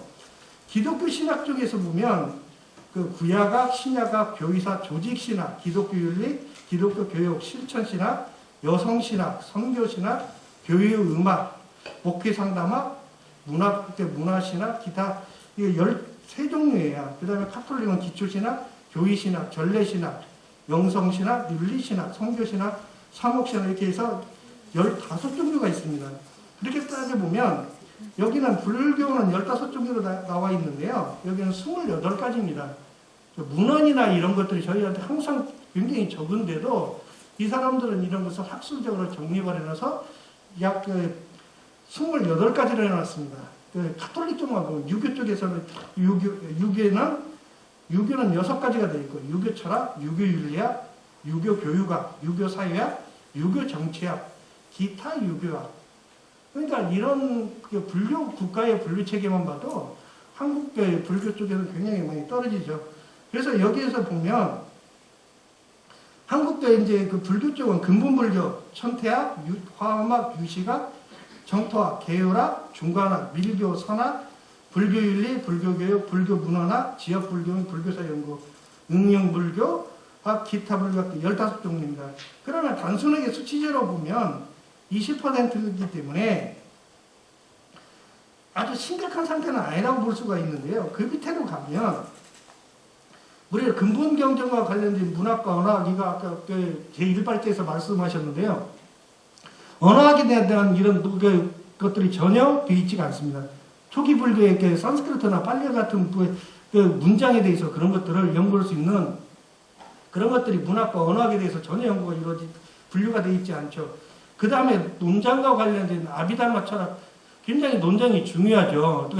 3장 중에 하나인데 여기에 대해서 하나도 들어있는 게 없습니다. 그 다음에 이제 저희가 일상적으로 사찰에서 만나게 되면 불교 의례와 상담, 신도들은 상담해주고 날마다 저희 불교 의식을 해죠. 여기에 관계된 대불교도 빠져 있어요. 그 다음에 이제 승가의 정체성은 여기 보면 교단사와 인물사 이런 것들이 굉장히 불교에서도 중요한데 물론 선학 쪽에서는 개인 선사상을 연구하고 있지만 이런 것들이 전혀 저희가 방대한 자료에 비해서 전혀 연구가 되고 있지가 않습니다. 그 다음에 저희 한국 불교는 대승불교라고 하는데요. 대승불교에 관련 보살사상이나 그 다음에 전통과 관련된 불교 문화, 불교 때 어떻게 보면 저희 일상을 지배하고 있는 게 문화인데 이런 데한 분류가 전혀 되어 있지가 않습니다. 그래서 여기 보면 저희 분류에서 대부분이 중국 교학을 중심으로 이루어지고 있다는 겁니다. 지금 저희가 말하자면 불교학 한국 연구재단에 되어 있는 등재 분류표를 보면 저희가 주로 하고 있는 건 다 중국 불교예요. 이게 아마 일본에서 유학 갔다 온 학자들의 영향이 커서 그런지는 몰라도 전혀 인도 불교하고 한국 불교에 대한 내용이 별로 없습니다. 저희는 한국 불교, 한국 스님들 불구하고 대부분 지금 이것은 왜 그러느냐? 기존의 제과학자들이 자기들의 어떻게 보면 자기들의 보수성으로 인해서 자기들만의 카르텔을 만들었던 거예요. 지금까지 그게 깨지고 있지가 않습니다. 학술지도 마찬가지, 이 분류 체계도 마찬가지. 이 분류는 국가에서 만든 게 아니라 불교계의 의뢰에서 이걸 받아서 국가에서 통제만 받은 거지. 이걸 국가에서 일반적으로 분류해놓은 분류 체계는 아니라는 겁니다. 저희가 그렇게 만들어 왔다는 거죠. 그래서 거기에서 보면 36페이지로 갈게요. 그런데 여기서 이제 이런 앞에 부분에 내용을 읽어보시면 아시겠지만 주로 불교학자들이 제과학자를 중심으로 들여다보다 보니까 여기는 뭐냐, 이런 구성상의 특징은 불교학이라는 학문 분야에서 종교와 철학, 현실 참여라는 요소가 공존하는 특수성이 있습니다. 이건 불교만의 차이점이 나중에 카톨릭을 보시겠지만 카톨릭이나 저쪽 기독교는 대부분이 제과자 학자들이 이런 걸 인정을 않습니다. 성직자 중심으로 돌아가요. 그래서 그것은 정체성의 문제이기 때문에 그렇습니다. 어떤 경우에 연구 범위가 세속적인 학문에 너무 일발제에서 말씀하셨지만 전혀 등재지에 실렸지만 저희하고는 아무 쓸모가 없는 논문, 어떻게 심하게 보면 아무 쓸모없는 논문들이 많아요. 실제 등재지를 보면 아무 쓸모없는 현실에 아마 제가 돼도 관심 없고 저 같은 전문학자도 관심이 없는 논문이 상당히 많습니다. 뭐 중국의 정토나 화학관계 등 이런 논문 같은 것은 전혀 저희 세계에 저는 현실하고는 맞지가 않는 그런 논문들이 많이 있는 거죠. 그래서 여기에는 그러다 보니까 상담학과, 심리학과 상담학, 문화재학, 복지학 등에서 뭐 승가들이 중앙 승가들이 이런 그런 관점을 많이 세우는데요. 이런 것들이 이제 정립되고 있죠. 그래서 이런 것들이 굉장히 저희가 정체성에 문제가 있다. 그래서 여기 보면 자연스님이 해놓은 것은 표 8페이지를 제가 인용을 한 거고요. 그래서 여기 보면 응용이 13.88%밖에 안 됩니다. 그래서 여기에는 왜 그런가 39페이지로 갈게요. 이러면 이제 저희가 이런 문제를 해결하기 위해서 저는 제가 개인적인 견해가 세 가지를 본다고 봅니다. 전체 현재 불교학에서 우리가 불교학이라는 명제를 이렇게 밑에 그래서 두 번째에 따릅니다.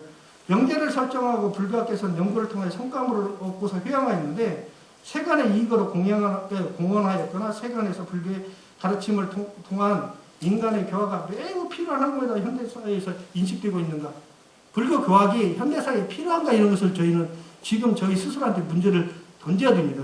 교양대학이나 불교대학에서 스님들 저도 국장을 4년 살았는데요.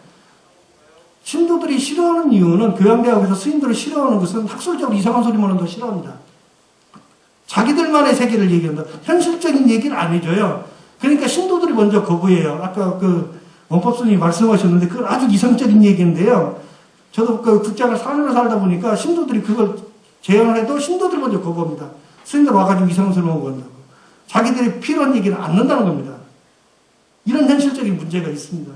그래서 두 번째, 불교학이라는 명제를 설정하고서 기타의 종교와 같이 실천적 이론을 접목하려는 학문적 성과로서 사회에서 요구하는 현실에서 요구하는 연구부를 개척하였나 먼저 선거했는가. 저희가 먼저 기독교처럼 이런 걸 했는가를 한번 돌아봐야 됩니다. 세 번째는 승가와 현대가 이해하고 존중하고 공유할 수 있는 현실에 알맞는 불교학의 이론을 통한 학문의 토대가 구축되어 있는가. 이게 좀 굉장히 힘든 문제죠. 이게 왜 그러냐. 제가 학자들 중심으로 돌아가다 보니까 스님들은 별로 기회가 없습니다. 그러다 보니까 스님들이 진짜 필요하고 신도들이 듣고 싶어하는 말을 스님들의 의견이 거기에 들어가지가 않아요. 반영이 안 되다 보니까 계속 현실적인 괴리가 일어나죠. 그래서 이제 여기는 이제 교육원 아사리들이 등재지 논문 낸 것을 쭉 제가 분석을 해놨고요. 이것들을 한번 쭉 살펴봐 주십시오. 그래서 여기 보면 45페이지로 갈게요. 저기 보면 스님들이 그런 거 보면 저수를 놓고 보면 교학으로 볼 수 있는 범주는 25% 보이고 현대사회에 나타나는 요가 응용되는 응용불교는 굉장히 크게 나타나고 있다. 이 말은 뭐냐? 이 저수를 놓고 분석해보면 아사리 스님들이 능력이 굉장히 뛰어나다는 겁니다. 그런데 문제는 이런 뛰어난 능력을 받아줄 수 있는 환경이 지금 안 된다는 거죠. 그리고 활동할 수 있는 영역을 제한을 합니다. 그 문제를 밑에서 이게 제가 해놨는데요. 세 가지로 이제 했어요. 첫째는 45페이지에 삼장과 불점 문제에 관련된 문제, 이 부분입니다. 저는 이제 율장을 지금 번역하고 있는데요. 지금까지 번역한 게 250권 정도 번역했네요. 올해, 내년까지가 40개월 번역하고 있어요. 근데 거기서 보면, 여기서 무슨 문제가 많냐면, 첫째, 빠진 내용이 많습니다. 그리고 율장은 구어체예요. 근데 문어체로 써 있어요. 제가 지금 동국대에서 개혁한 걸 다시 재번역한 걸 보면 내용이 중간중간 탈락된 게 너무 많아요. 이해가 안 되면 그냥 생략해버립니다. 그 다음에 또 뭐가 있냐면 용어지, 단어인지, 이게 명사인지, 고유명사인지, 동사인지 구분을 못해요. 여기까지는 좋은데 거기 보면 중이라고 번역해서 기분 무지하게 나쁘더라고요. 마하성규에 보면 중들이 이렇게 해놨어요. 근데 개혁을 하면서도 그게 다시 언어가 안 고쳐졌다는 건 상당한 문제입니다. 그래서 이렇게 보니까 성균관대학 쪽에서 번역을 했는데 그러다 보니까 저는 차라리 한문 율장을 봐요. 한글은 안 봐요. 도대체 무슨 말인지 모르겠어요. 동국역대원에 올라와 있는 거 보면 이게 율장인지 뭔지 저는 차라리 한문을 보면 이해가 안 가가지고요. 말 자체가 이해가 안 가요. 근데 여기서 제가 하는 것은 뭐냐? 제가자들이 번역을 했더라도 스님들이 전문 분야의 스님들이 검토하는데 검토위원회도 안 들어가 있어요. 한국 불교 전서도 마찬가지고요. 동국대에서 번역을 하는데 전혀 스님들이 그 제가자가 번역했더라도 스님들이 번역하는 시스템이 스님들이 감수하는 시스템이 없다는 겁니다. 그러니까 제가자의 관점으로 봐요. 이게 전혀 안 맞는 말만 하고 있죠. 전혀 좀 말이 안 맞아요. 제 지도교수가 이제 그 불교학자니까 그분도 그러더라고요. 스님 동국대학교 율장을 읽어보면 도대체 무슨 말인지 이해를 못하겠다고 그래요. 논문 심사를 하는데 그걸 그대로 인용을 해갖고 온대요. 학인들이 석사논문에. 근데 자기는 도대체 무슨 말인지 모르겠다는 거예요. 저한테 대장경 좀 주십시오 그러더라고요. 예. 그래서 그걸 좀 해주세요. 그래서 그거 자체를 개선해야 한다. 두 번째가 문제가 뭐냐면 출판의 문제거든요. 이 출판의 문제인데 지금 스님들 같은 경우에는 그 출판할 수 있는 게 없습니다. 그 조계동 출판사에서 좀 출판을 안 해줘요. 그 비용이 출판 비용이 상당히 많이 들어갑니다. 그래서 그 세 번째는 거기에 이제 제가 좀 근데 기획사업의 문제죠. 그래서 스님들의 좀 행장 같은 것을 많이 그 외부 제가 교수들한테 맡기는데요. 이런 건 굉장히 위험한 거거든요. 스님들의 그 사람은 제일 잘하시는 분은 시범 분이나 그 옆에 계시는 스님들이에요. 그런데 글을 가지고 맡기는 거 가지고 쓰다 보면 무슨 문제가 있냐? 그 스님의 사상이 왜곡돼서 나올 수 있다는 겁니다. 이런 문제가 이제 세 가지로 이제 크게 되죠. 그래서 이제 카톨릭 이쪽만 좀 보겠습니다. 제일 표 11을 좀 봐주세요. 여기서 이제 이렇게 보면 저기 학부 숫자를 보면 그 210명이고요. 학생 수가 172명으로 이제 파악이 되는데요. 근데 이게 저게 시스템을 얘기하려고 하는 거예요. 근데 정교수가 105명으로 돼 있는데 여기 겸임교수하고 유래교수하면 카톨릭은 실제 교수사가 한 300대 250명에서 300명 정도로 추정이 됩니다. 그러니까 정교수만 실제 정원에 172명의 정교수가 상당히 많아요. 한 100명 정도가 됩니다. 그러니까 거의 1대1 교육이 되고 있죠. 그러니까 이런 만큼의 카톨릭에서는 그런 시스템이 갖춰져 있어서 이 실제 아사리들 같은 역할을 자격을 가지신 분들이 다 그 자체를 겸임까지라도 할 수가 있다는 겁니다. 유래교수까지. 그러니까 저희는 그런 시스템이 갖춰져 있지가 않습니다. 그래서 이런 부분들이 굉장히 차이점이 있다. 그 다음에 저쪽으로 넘어가겠습니다. 그 다음에 이제 그 54페이지 보면 이제 그 자체가 있는데요. 그 융복합의 그 등재지가 98개가 됩니다. 근데 이것을 다양하게 지금 그 카톨릭이나 이런 다른 원불교나 이런 쪽의 기독교에서는 다양하게 연구를 시도하고 있어요. 근데 좀 불행히도 불교 쪽에 이런 것들은 하나도 아직은 없더라고요. 그래서 그 내용을 좀 써놨고요. 그 다음에 이제 그러면 여기서 이제 보도록 하겠습니다. 그 56페이지에 보시면요. 여기에 그 교육원 그걸 쭉 제가 써놨거든요. 그래서 이걸 전체적으로 봐주시고 그래서 여기 자체는 인원은 충분하다. 저는 이렇게 보고 있습니다. 그 다음에 이제 그런데 여기에 네트워크가 되어 있지가 않아요. 그 두 번째 문제가 이제 여기에 이제 연구비 첫째 그래서 여기에는 물론 방법은 있습니다. 스님들 속명만 하고 한국 연구제도에 들어가면 논문 검색 서비스 리스포에 들어가면 저서부터 모든 등재지 아닌 것까지 다 나오기는 해요. 근데 개인들이 찾아보기엔 너무 힘들다는 거죠. 이런 것들을 제가 보기에는 제안 하나 드릴 수 있는 게 교육원 같은 데서 설문지 같은 걸 통해서 꼭 등재지가 아니라도 자기가 쓴 논문 같은 거에서 좀 데이터베이스가 필요하다. 물론 학술진흥재단에 들어가서 찾을 수는 있지만 개인이 하기에는 너무 힘들다. 그게 시간이 너무 많이 걸리고요. 누구나 자료를 찾을 수 있어요. 스님들 소명만 알아보면 저 다 찾았습니다. 이렇게 쓰는데 일반적으로 하기에는 좀 힘들다. 그리고 너무 그게 안 돼 있다. 두 번째가 문제인데요. 아까 말씀드렸던 연구비 교육원에서 배분 문제가 몇 년 동안 걸리기 때문에 이런 것은 꼭 학술지나 등재지나 후보지가 아닌 연구, 그 질적 연구를 해서 어떤 사업을 보고 투자를 해야 한다, 저는 그렇게 생각합니다. 이 스님이, 교육 아사리 스님이 어느 분야를 가지고 연구를 한다고 하면 1년에 한 번씩 연구 성과물을 받더라도 그런 게 있지 않으면 불교가 새로운 그 기준의 틀에서 새로운 연구를 할 수가 없다는 거죠. 그 다음에 이제 세 번째가 이제 출판 문제, 용역 문제인데 앞에서도 마찬가지로 계속 발제해 주셨지만 지금 문화재나 저도 이제 가끔 가서 세미나를 합니다. 그런데 스님들 알면서도 안 불러요, 일부러. 제가자들 위주로 하거든요. 종단에서요. 물론 전문가가 스님들이 계시는데도 이런 문제는 교육원 쪽에서 좀 많이 챙기셔야 할 문제가 아닌가 하는 생각을 저도 몇 번 갔었어요. 발제하러 가고 그랬었는데 문화재 가지고요. 저는 석사 때하고 박사 때는 안 했지만 갔는데 이런 문제들을 한번 살펴봐야 한다. 그래서 이런 걸 하기 위해서는 저희가 이제 제일 중요한 게 그런 아사리가 왜 필요한가? 아사리 학회라는 게 왜 필요한가? 이런 부분들을 해결할 수 있는 가장 현실적인 대안이 아사리 학회라는 겁니다. 아사리 학회라는 것은 아사리 스님들뿐만 아니라 불교의 전문 연구자들을 같이 연구할 수 있는 토대를 만드는 건데요. 아사리 학회라는 것은 일단 아사리라는 것은 교육기관 종단의 정규 기관이기 때문에 이게 가능하다는 겁니다. 그렇지 않으면 굉장히 힘든 문제가 있습니다. 그래서 그 부분을 말씀을 드리는 겁니다. 그래서 아사리 학회를 중심으로 첫 번째는 불교학자들을, 스님들의 불교학자들을 결집하자는 겁니다.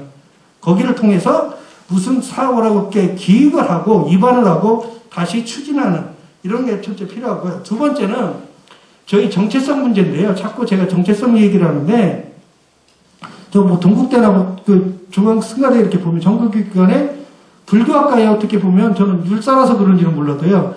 율장에서는 제가자가 스님들 못 가르치게 돼 있죠. 근데 계율도 제가자들을 가르칩니다. 굉장히 심각한 저희 정체성의 문제가 있고, 근데 그걸 주위에 제가 친구 되려고 했으니까 친구나 목사 친구들 보면 웃어요. 니네 정도는 왜 그러냐고. 참 희한한 정당이라고 해요. 어떻게 근원적인 문제를 니네 정당에서는 제가자가 스님들을 가르치는 율장에서도 분명히 못 가르치게 돼 있죠. 근데 이런 문제는 굉장히 심각하다는 겁니다. 그러니까 정체성이 저도 배웠는데요. 제가 교수님들하고 배우다 보면 무슨 일이 있느냐. 나중에 제 정체성에 혼란이 옵니다. 굉장히 힘들었어요. 이런 문제가 제일 큰 문제가 이거라는 겁니다. 정체성의 문제. 그 다음에 이제 이런 문제 때문에 저희가 문제가 생겨 세 번째는 이제 회화 문제입니다. 저희가 학회지를 만들어야 하는 게 저희가 한국은 질적 연구를 중시하지 않습니다. 등재지나 등재 후보지나. 양적 연구를 중시해요. 그래서 양적 연구만 뒷받침이 되면 등재 후보지가 되고 그 등재 후보지의 기준만 맞춰지면 그걸 등재의 지가 됩니다. 질적 연구가 아닙니다. 이것은 논문의 수를 가지고 얘기해요. 그리고 저도 이번에 논문 안 냈는데 가을에 모든 학회에서 논문 내라고 보면 한두 군데서 매일 오는 게 아니에요. 이런 것은 뭐냐? 저희가 양적 연구를 갖다 중시하고 있다는 거죠. 그래서 이 양적 연구를 하기 위해서는 저희 같이 하나의 공식적인 기관이 필요하다는 겁니다. 이게 없으면 저희가 이런 것들을 연구활동이나 저희 정체성의 문제에서 굉장히 문제가 있다고 생각합니다. 그래서 제가 이제 여기서 마치고요. 제가 양이 굉장히 길다 보니까 줄여서 한다고 했는데도 시간을 너무 길게 해서 죄송합니다. 이만 마치겠습니다. 네, 감사합니다. 많은 내용을 잘 정리해 주셔서 앞으로도 또 다른 연구 또 방향을 잡는 데 굉장히 중요한 자료라고 생각이 들어집니다. 다시 한번 감사드리고요. 토론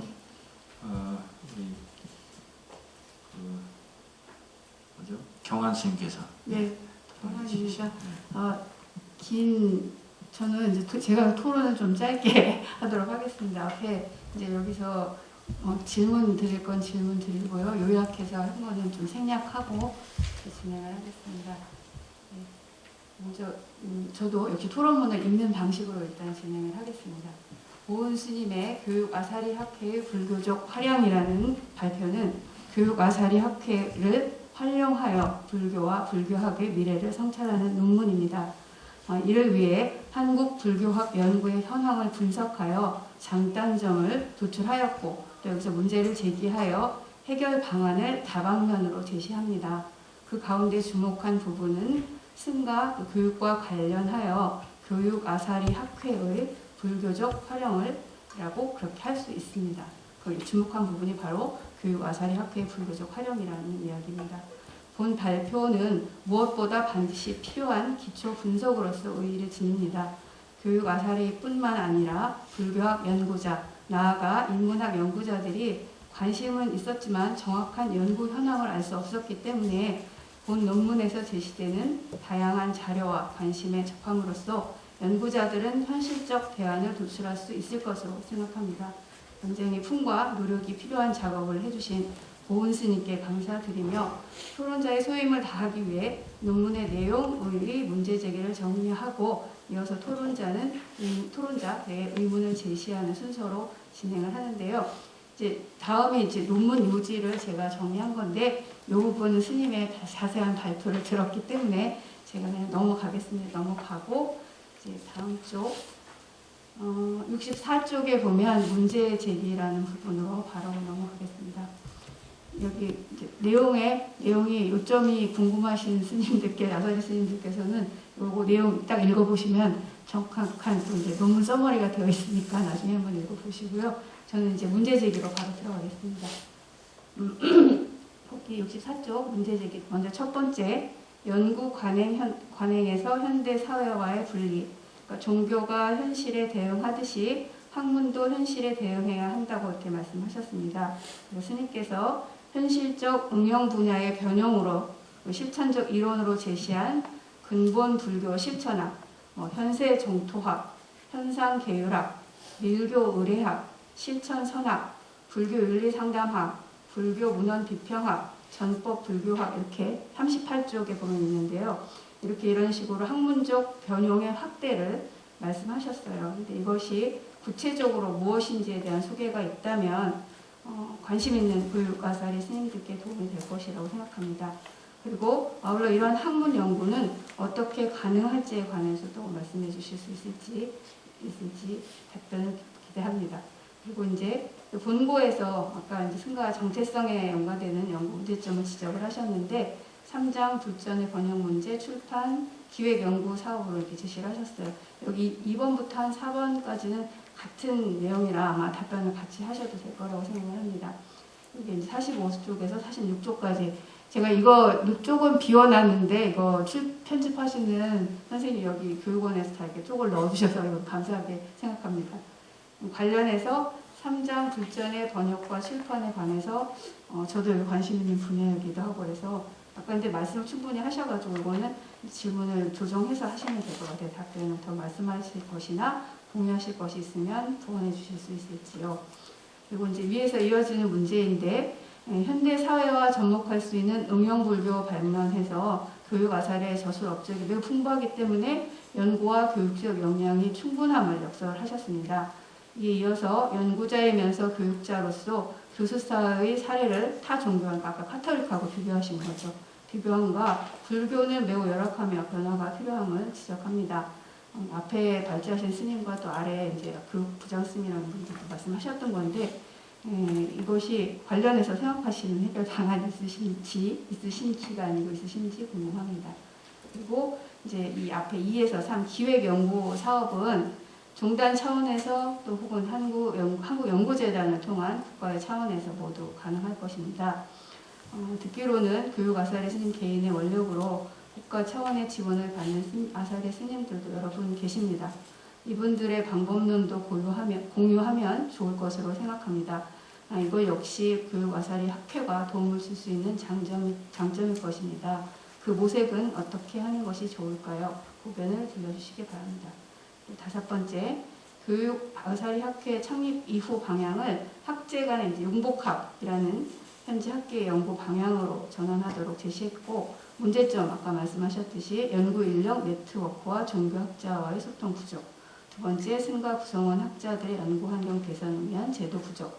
그리고 3, 종단 기관의 학술 연구 용역 소외라고 보셨는데, 이를 또 개선하기 위한 해결책으로 연구 가능한 승가 연구자 결집, 그다음에 현실 승가의 정책성 정립과 연구 분야 확대, 그리고 연구 성과물 회양으로 제시하셨는데 이게 발표하고 더 보완하고 싶으신 내용 뜻이 있으실지 궁금하고, 그 다음에 이 가운데 이제 제가 많이 궁금하고 다른 스님들도 가장 현실적인 문제라고 생각을 할 텐데, 위에 언급한 문제점 가운데서 연구 환경 개선과 관련해서 가장 현실적인 문제일 것으로 보이는데, 승과 연구자의 연구 환경 안정을 위해 어떻게 해야 할지 고견이 있으실지요.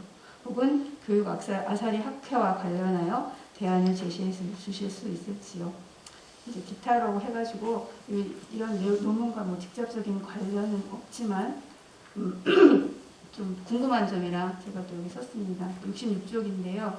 이제 본 논문에서도 현실로 응용할 수 있는 분야인 근본 불교 경전과 관련된 문학과 언어학, 논장과 관련된 아비달마 철학, 불교 의례와 상당학, 뭐 승가 정체성과 관련한 교단사, 인문사, 예승불교 보살사상, 또 전통 관련 불교 문화 35쪽에 있는데요. 그게 이제 인문학, 불교학의 분과로 제시되지 못함을 지적을 하셨어요. 근데 또 이와 관련해서 이제 교육 아사리 연구 분과가 이제 분과가 지금 이제 우리 교육 아사리 정관 개정하면서 이거는 좀 사라진 거 되었는데, 교학, 선학, 계율, 불교사, 불교문화, 근현대 불교, 응용불교 이렇게 나눠져 있고 이렇게 이 분야로 이제 뽑고 있는데, 이것이 이제 현실적으로 타당하신다고 생각하시는지, 혹은 뭔가 또 다른 의견이 있으신지 궁금해서 그냥 한번 여쭤봤습니다. 그리고 두 번째는 이제 여기 요거는 다른 종교와 비교하면서 특히 이제 카톨릭 같은 것과 비교함으로써 가시적 현황이 부상하여 문제점이 됐어요. 그렇지만 그러면서 제가 또 다른 나라와의 현황은 어떤지 이제 궁금해졌어요. 이 스님께서 논문 초대에서 밝히셨지만 초기 불교학을 발전시켰던 일본이나 서구 등에서 인지하고 지금 이제 대답해 주실 수 있는 상황에서 다른 나라의 윤복한 현황을 또 설명해 주실 수 있으실지 궁금합니다. 연계되는 질문이기 때문에 그냥 하나로 답변하셔도 되고 간단히. 네, 감사합니다. 한 5분 드릴 테니까 예. 간단하게. 예, 2, 3, 6번은 같은 범주 같고요. 1번부터 답을 좀 드릴게요. 이것은 제가 말한 것은 이건 제가 범주로서 붙여본 건데요. 저희가 학문이라는 것은 다른 사람한테 어필을 하면 이런 내용이 필요하다는 건데, 예를 들어서 현세적 통학이라는 것은 요즘 호스피스 많이 하시죠. 대만 가니까 저기라고 하더라고요. 생사학이요. 사망심리학. 이거 서강대에서도 하고 있고요. 그 하버드대 같은 데도 많이 하고 있습니다. 그래서 이런 부분들을 저희가 그 호스피스나 이런 것들을 그냥 현세 정토학이라는 학문으로 다시 포장을 해서 새로운 개념을 세워서 가능하지 않을까 이렇게 생각을 해봤고요. 그 다음에 현상계획이라는 것은 요즘 사회 문제가 많이 되는 낙태나 성소수자 문제들 있잖아요. 저는 저도 뭐 계율을 전공하지만 250개, 348개 다 지켜야 한다고 생각은 않거든요. 저 그 말했다고 많이 혼나는데요. 확인대로 가르칠 때 그렇게 가르칩니다. 다만 저희가 이 계율에서 현상계율을 현상학적으로 분석해보자는 거죠. 그 계율 중에 진짜 요즘 필요한 것만 추려서 그걸 정리를 해서 그걸 학문으로 정립하는 것도, 그럼 성소수자 문제나 요즘 자살 문제나 이런 문제들이 많이 나오기 때문에 그런 것도 가능하지 않을까 이렇게 생각을 해봤고요. 불교 의례와 같은 것은, 불교 의례 같은 것은 저희가 그 전통적으로 불교 의례가 지금 뭐 영산제 같은 거 무형문화재가 들어가 있거든요. 이런 것들을 좀 저희 그런 다른 분야가 문화재라는 게 아니고 불교의 의례에서 나갔기 때문에 저기 그 교회에서 말하는 그 교회 자체의 그 자기들이 하는 것처럼 저희가 의례학으로 하지 않으니까 이런 개념에서 한번 써놔봤습니다. 그 다음에 2번, 3번, 6번은 이제 저기 행정적인 문제인데요. 저는 그렇게 생각을 합니다. 그 지원 대상을 일단 아사리가 되면 그 기본적으로 저는 그 등재지나 후보지가 아닌 그 새로운 연구를 질적 연구를 위해서 그 분들은 그분들의 지원을 하지만 내가 이런 분야를 다시 연구해 보겠습니다 하면 이런 게 필요하다고 봅니다. 그래서 지원 자체가 두 분야로 나가야 지금처럼 무조건 등재지, 등재 후보지로 나간다는 것은 거의 불가능한 상태에서 제가 보기에는 아사리 해촉률이 상당히 높거든요. 제2촉이 굉장히 탈락률이 많은데 이런 것들은 현실적인 문제를 제가 보기에는 도의시했기 때문에 그 문제하고 논문을 낼 수 없는 그런 문제, 그 다음에 현실적인 경제 문제를 너무 교육원에서 보수적으로 해석했기 때문에 그렇지 않나 이런 생각이 듭니다. 그래서 그 문제는 조금 정리해 주셨으면 좋겠고요. 4번 같은 경우에는 저희가 국가에서 학술진흥제에서 받으려면 두 가지 방법이에요. 대학 연구소를 통한 연구소나 학회를 통해서 받을 수가 있습니다. 그래서 저희가 이건 제가 써놨던 게 과연 저희가 학회가 정식적으로 성립돼서 그게 국가에 등록이 되고 그래야만 연구비를 받을 수가 있습니다. 저희가 제안해서 요즘은 그런 게 아니더라도 그 아이템이 좀 혁신적인 거 많이 지원을 해주거든요. 그런 그 부분이 필요하기 때문에 저희 학회가 필요하다고 보고요.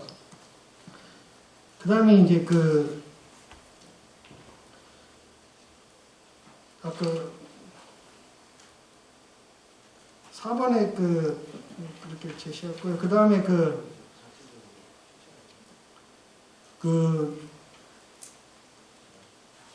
여기에는 3번의 그 학술 용역이 문제에 있어도요. 저희가 제가 보기에는 급한 게 스님들 진짜 자료 안 내시거든요. 그래서 교육원에서 저는 이게 건의드리는 게 다 메일을 좀 보내서 자기가 뭐 등재지 됐든 안 됐든 뭐 자기가 논문 쓴 거, 번역한 거, 저술한 걸 해서 좀 아까 연구재단에서 저희가 그런 거 뽑지 말고 이렇게 쭉 해서 리스트를 해서 하나 만들어 놓으면 다음에 굉장히 활용하는데 쉽지가 않을까요? 그래서 이게 누구한테 딱 그걸 뭐 인터넷 같은 데 공지를 해서 교육원 공지를 해서 나중에 교양력이나 불교적에서 필요하면 이 스님들 그 목록만 쭉쭉쭉 만들어라고 첨부 파일을 해놓으면 주지 스님들의 관심이 있으시다 보면 그걸 보고 이 스님 갖다가 저희 강의를 모시면 되겠다 이런 게 가능하지 않을까 해서 그 생각을 해봤습니다. 그 다음에 이제 저기에는 이제 6번에 관계된 일본 같은 데는요 저는 분명히 저희가 이것은 기존의 7개 분야에서 내용만 바꾸는 거니까 그런 범주 안에 다 들어있거든요. 이건 가능하다고 봅니다. 저희 그 안에서 저희가 그런 내용을 이 7개 분야 안에서 그런 내용을 만들어가기 때문에 가능하다고 보고요. 그 다음에 또 6번에서 가로 2번에 물으신 것은 선생님 한국 연구재단한테 보면 저 논문 쓰면서 거기 검토하니까 불교학 연구에 대한 내용이 좀 외국 사례가 굉장히 많이 소개가 돼 있어요. 그래서 거기서 살펴보면 될 것 같습니다. 네, 이상입니다. 네, 감사합니다. 두 분께 또 큰 박수 부탁드립니다. 지금 시간이 굉장히 많이 지났습니다. 그래서 혹시 플로어에서 교육 아사리 학회 관련된 질문이 있으면 한 가지만 받겠습니다. 없으신가요? 그러면 소장 선생님 잠깐 말씀 한마디. 네, 한 말씀 드리겠습니다. 지금 보은 스님께서 학회 필요성 당위성에 대한 그런 자료 분석을 통해서 우리가 현실적으로 꼭 필요하다는 것을 느끼도록 그렇게 해준다는 게 상당히 쉽지 않은 일인데 이걸 다 뒤져가지고 하는 것 굉장히 존경을 표합니다. 그리고 이 학회라는 것을 이제 제가 들어와서 보니까 교육 아사리 이제 전문 연구자 세미나가 이제 연말에 있다고 그래서 제가 여기 이제 임원진하고 이제 미팅을 했습니다. 그래서 지금 현실적으로 뭐 교수사 자리도 없고 계속 위축이 될 게 아니라 이것을 좀 공격적으로 타개 나가자 해서 이제 학회 문제를 제안을 드렸던 것인데 이것을 주제로 해서 아마 교수가 아사리 스님들께서 이 주제로 한번 논의의 장으로 한번 끌어내서 한번 해보자 해서 굉장히 객관적인 자료를 통해서 이것이 꼭 필요하다는 것을 제시가 된 것 같습니다. 교육원에서는 지금 뭐 종법이라든지 규정이라든지 이러한 것에 근거가 된다면 최대한 학회가 일단은 창립 저희들도 도와주고 싶어도 뭔가 근거나 그런 뭔가 토대가 있어야 제가 지원할 수 있는 방안이라든지 여러 가지 모색을 하게 되는데요. 만약에 학회가 창립이 된다면 저희 교육원에서도 지원할 수 있는 방법이 있다면 최대한 지원하도록 하고 또 이러한 것들이 아까도 말씀드렸다시피 이제 지금 회장 스님이 교육원뿐만 아니라 이제 포교 정법 현장에서 우리 최고의 고급 인력인 교수 아사리 스님들이 또 이제 회항할 수 있는 또 충분한 실력을 이렇게 펼칠 수 있는 장을 마련하는 그런 방안도 또 생각하고 계시다고 그러니까 앞으로 학회를 통한 확장된 교육아사리 스님들의 활동이 굉장히 기대가 되고 또 교육원에서도 지금 내년에 저희들이 책자의 새로운 뭐 대성불교 개론이라든지 한문불전이라든지 저희들이 이제 지금 연구 사업이 있습니다. 그러한 것들은 이제 우선적으로 학회가 창립이 된다면 우선적으로 스님들 교수 아사리 스님들이 참여할 수 있도록 그렇게 지금 생각을 하고 있습니다. 이상입니다. 네, 감사합니다. 빨리 진행하려고 했는데도 한 20분이 초과됐습니다. 죄송합니다. 이 다음에 또 아주 중요한 발제가 2개가 남아 있습니다. 그래서 잠시 휴식을 한 10분간만 딱 하고 바로 진행했으면 좋겠다 생각이 들립니다. 멀리 가지 마시고 간단하게 회의소 다녀오시고 바로 진행했으면 좋겠습니다. 그래서 4시 10분에 시작하겠습니다.